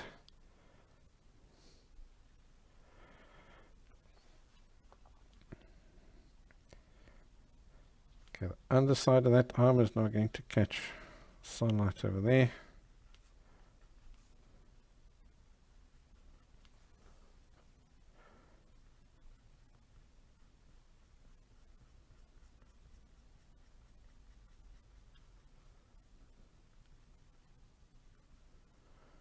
That's the back arm, so he just gets that. Maybe just the back of that hand, but the outside of that hand and the inside of this hand.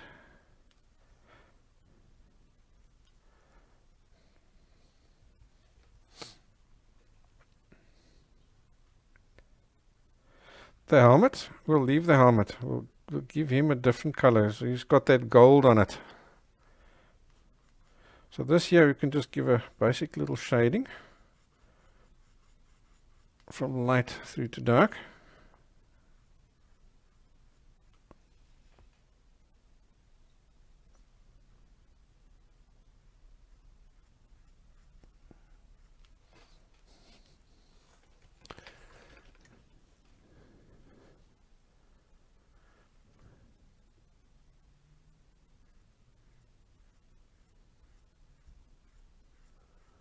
that. That should be fine for now.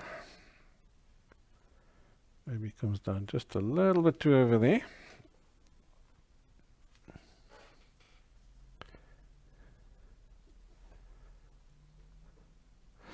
Alrighty, so now we've got our figure floating in the air. So now I'm going to go over to a smaller brush, just a little fine liner, and I'll use the highlight color. So now we're highlighting these wrinkles, and just whatever is sunlight. So now it really makes it important that you make these little wrinkles, some of them longer and some of them shorter. And you can thin down your paint as well a bit, just so that it flows off the brush easier. So this is a nice loose motion that you're using here now.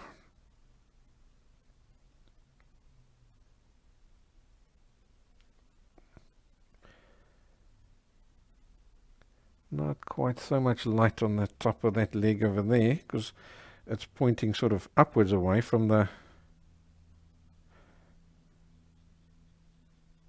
light. This leg here is going to get more sunlight. So remember, shorter and longer little flicks, and that shows you different folds. Some folds are deeper and more pronounced than others.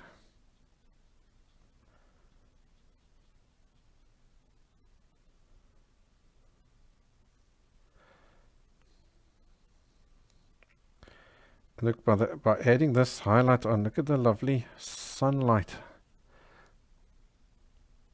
Or in this case, planet light that we're adding onto our figure.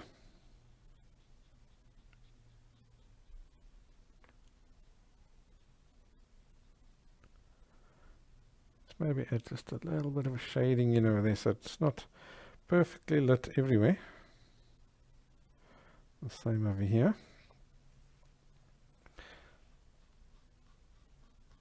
It's not perfectly lit. He's just got a bit of light on him.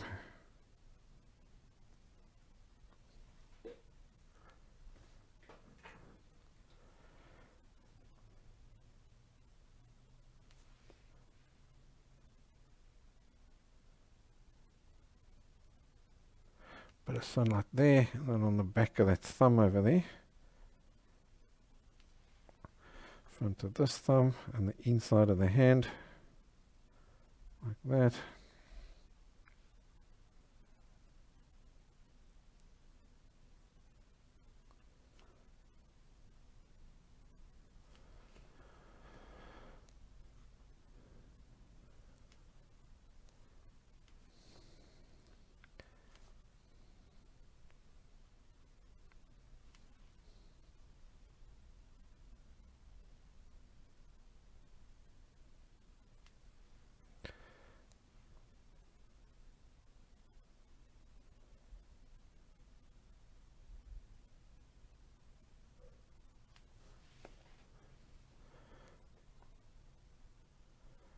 Alright, so for this helmet, let's work, say, and now you're going to start using your own imagination. This is not your astronaut. It's not Ed White anymore. It's somebody else. In another world, in another dimension. So let's maybe add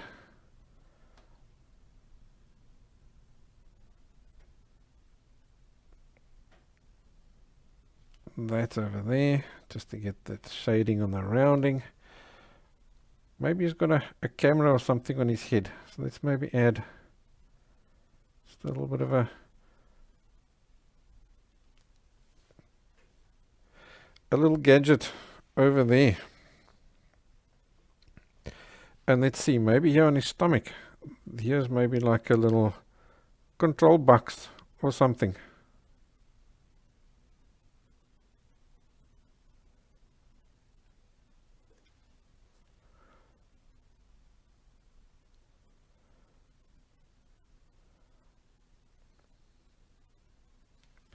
Let's add that in over there, and we know now he's Stomach is also in highlight. Catching quite a bit of sun there. And into over here. Now that little control box is maybe, for a start, he's got some height.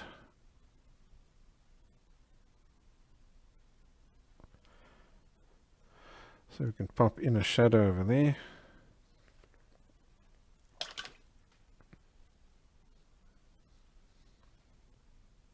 Oopsie. Paintbrush still had some water on it. So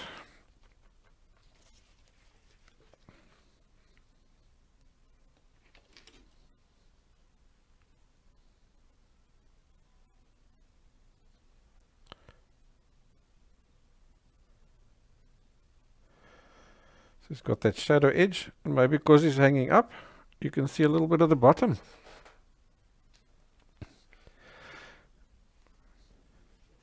But Minnie's saying he has to have a backpack. Absolutely, yes. Let's add a backpack. So I'm going to go all the way to actually straight up Paynes Grey, because in between him and the backpack, there's going to be a really dark shadow area over that. Because as it folds in there like that, the light can't get in. So let's start with a shadow, and then we go to the grey. Let's maybe put in some of that grey over there. So a quick little shading.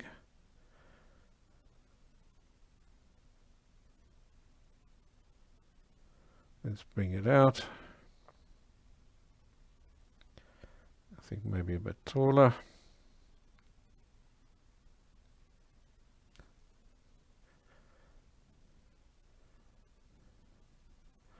Okay, so we'll bring that backpack out maybe to there.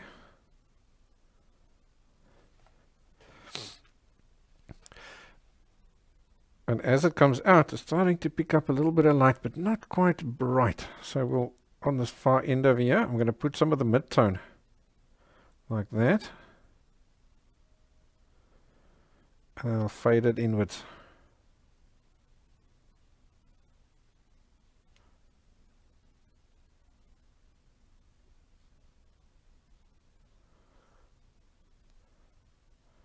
Yeah, there's our backpack.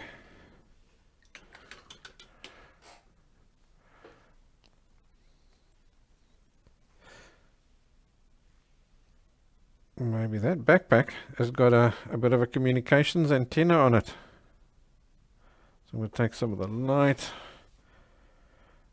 Because it's sticking out, there's no light. So there is an antenna coming out over there. With a little ball on the end maybe. And maybe this is like, yeah, let's get some other colors into play here now as well. So now I'm going to take, for a start, just some of these planet colors, because we need to do that helmet. So let's start with just one of these mid-tony kind of colors.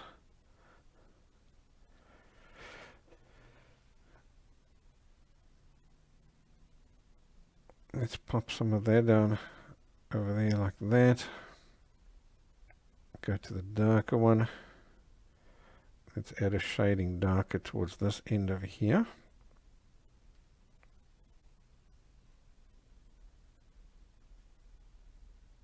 So now we're starting to get some of those planet colors that are reflecting here inside that visor.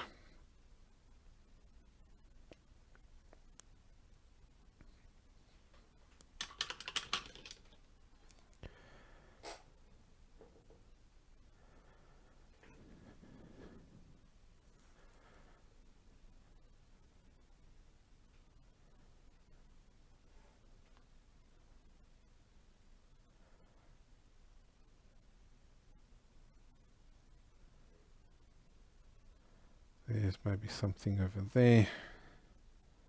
Let's add a few little white dots and things, just for some stars and stuff that are reflecting in there.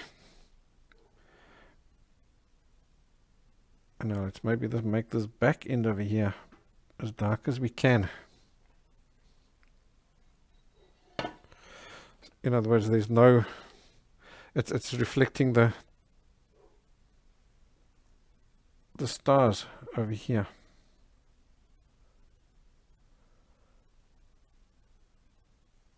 Or the darkness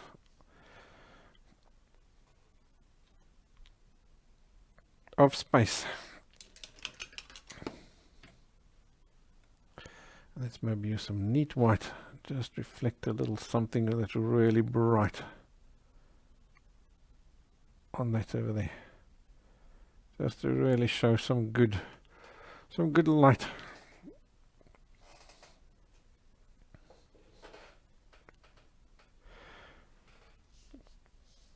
Ah, Renee is asking, am I going to give him a face? Well, there's your answer.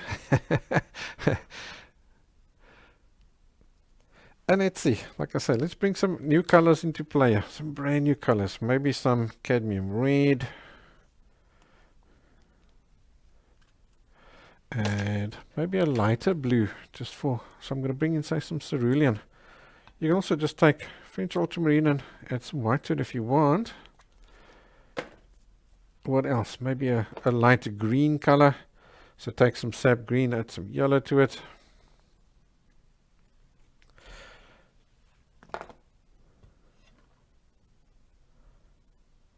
Let's see, let's take this red and let's give him a line.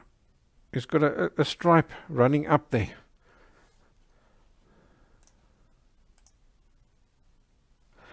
But because it's all wrinkly, don't put a straight line, zigzag it like this.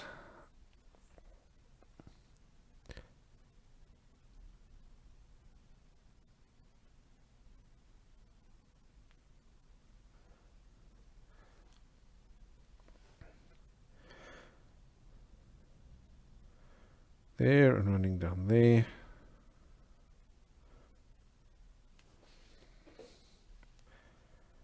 Running down there. And let's see, maybe there's that on that little thingy over there. Maybe that's, I don't know what it is. It's a something. There's something that's got red on it. And let's see, maybe this guy over here has got a little green dot.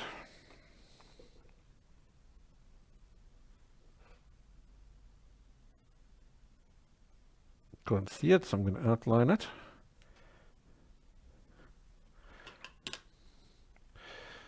To show everything is all good. And maybe it's got some buttons on it.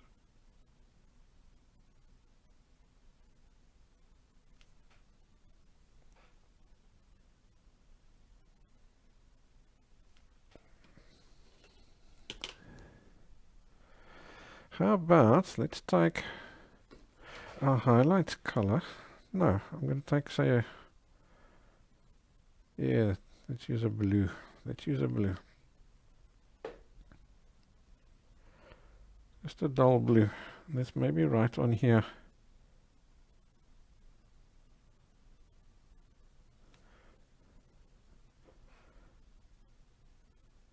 Yeah.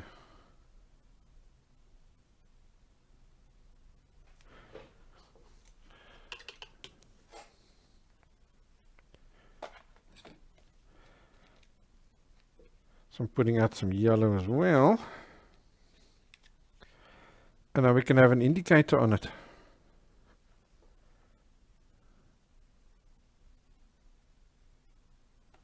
Red.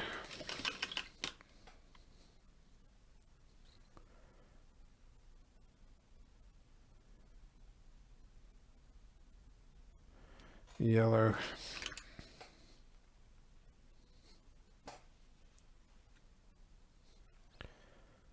And green.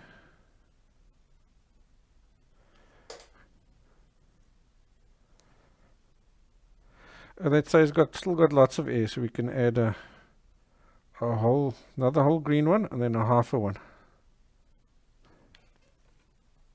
So we know his backpack is still good.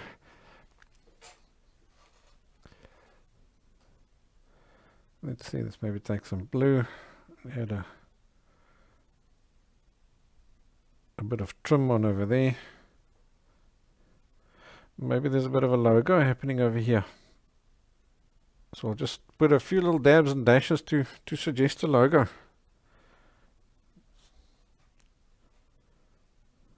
Just like that.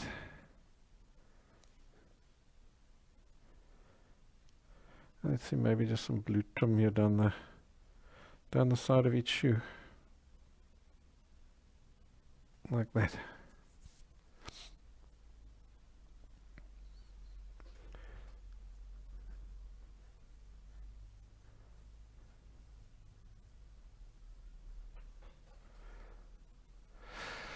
Let's see, Skygazer saying a hint of gold on the faceplate. Yeah, we can do that. So I'm going to take some yellow ochre. That should give us a goldy kind of color.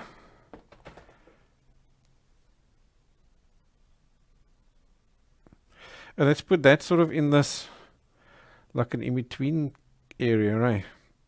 Let's see if that works or not. Maybe we stuff it up. We'll see.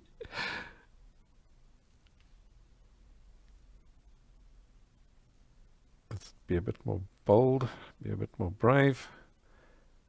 And see, yeah, it's giving us that goldy, bit of a goldy tinge over there. I don't want to turf the light and the very dark, because that gives you that roundness and the shininess. Alright, let's stand back and see what does our painting look like.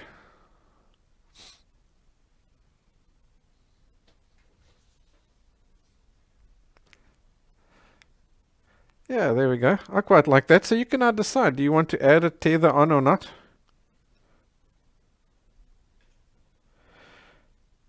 Maybe you can add something in that is holding over there, you know, so the person's doing something. I think let's add a... What can we do? Let's add maybe a bit of a jetpack thingy over there. You know, maybe he's busy doing a somersault. So for a jetpack, for a bit of flame kind of effect, let's see if we can do it without painting white first. So I'm taking just a bit of orange. That orange we used for the cadmium orange.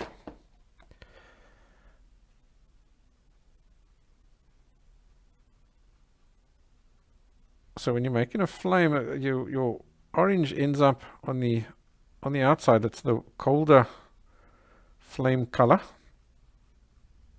So I'm going to take this and I'll extend it out so that it gradually sort of just disappears on us over there. So it ends up being a bit of a wash.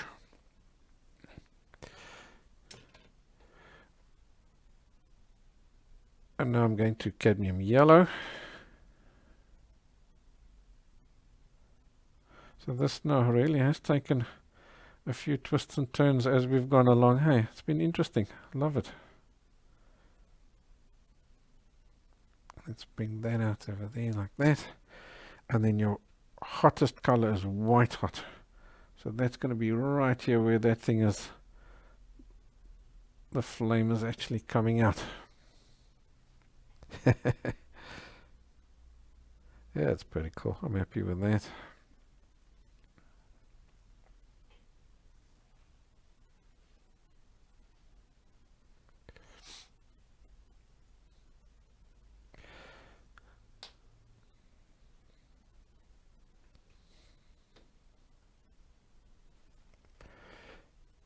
Let's see, I'm going to add just one more thing.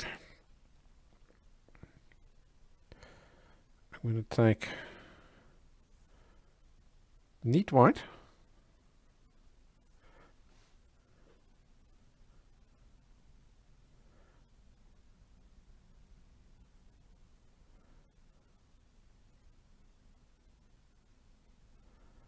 And I'm just going to paint in like a little bit of a... Maybe he was busy with a job and now his tool has floated off. His little wrench or whatever has now floated off.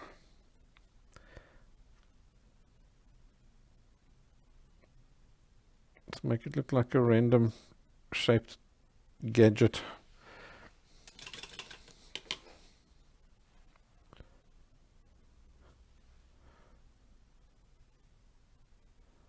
Which maybe has some blue trim on it.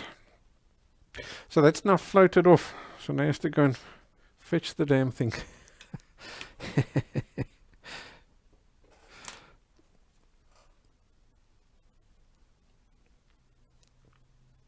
Alrighty, I think we'll call it a day on this one.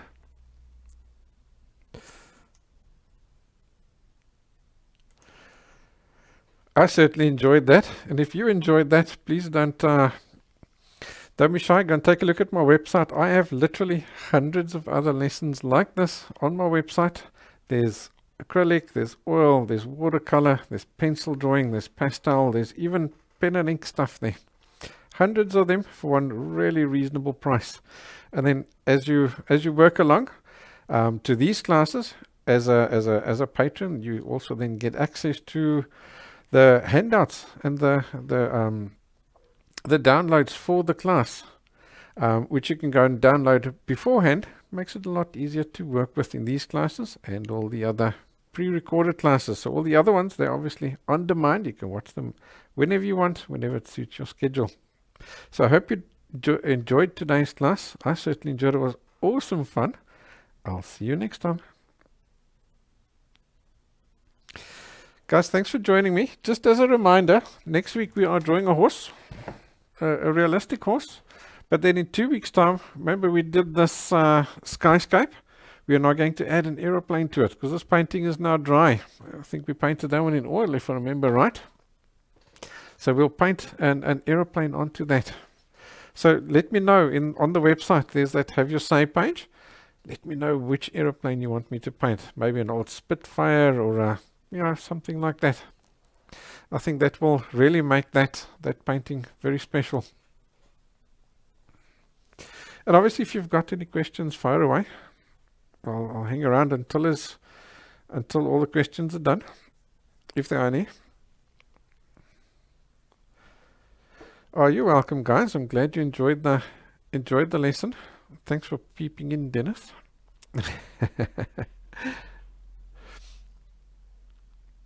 Yeah, these are fun paintings. You'll find they're actually very popular. The people really love it because it's something unusual. It's not something they're expecting to see. And if you can get yourself in with the Star Warsy kind of space enthusiasts, the SpaceX guys, these things will sell like hotcakes. Yeah, and then good luck with yours as well. You too, Bill. Annie, Skygazer, Padmini, guys, thanks for joining me.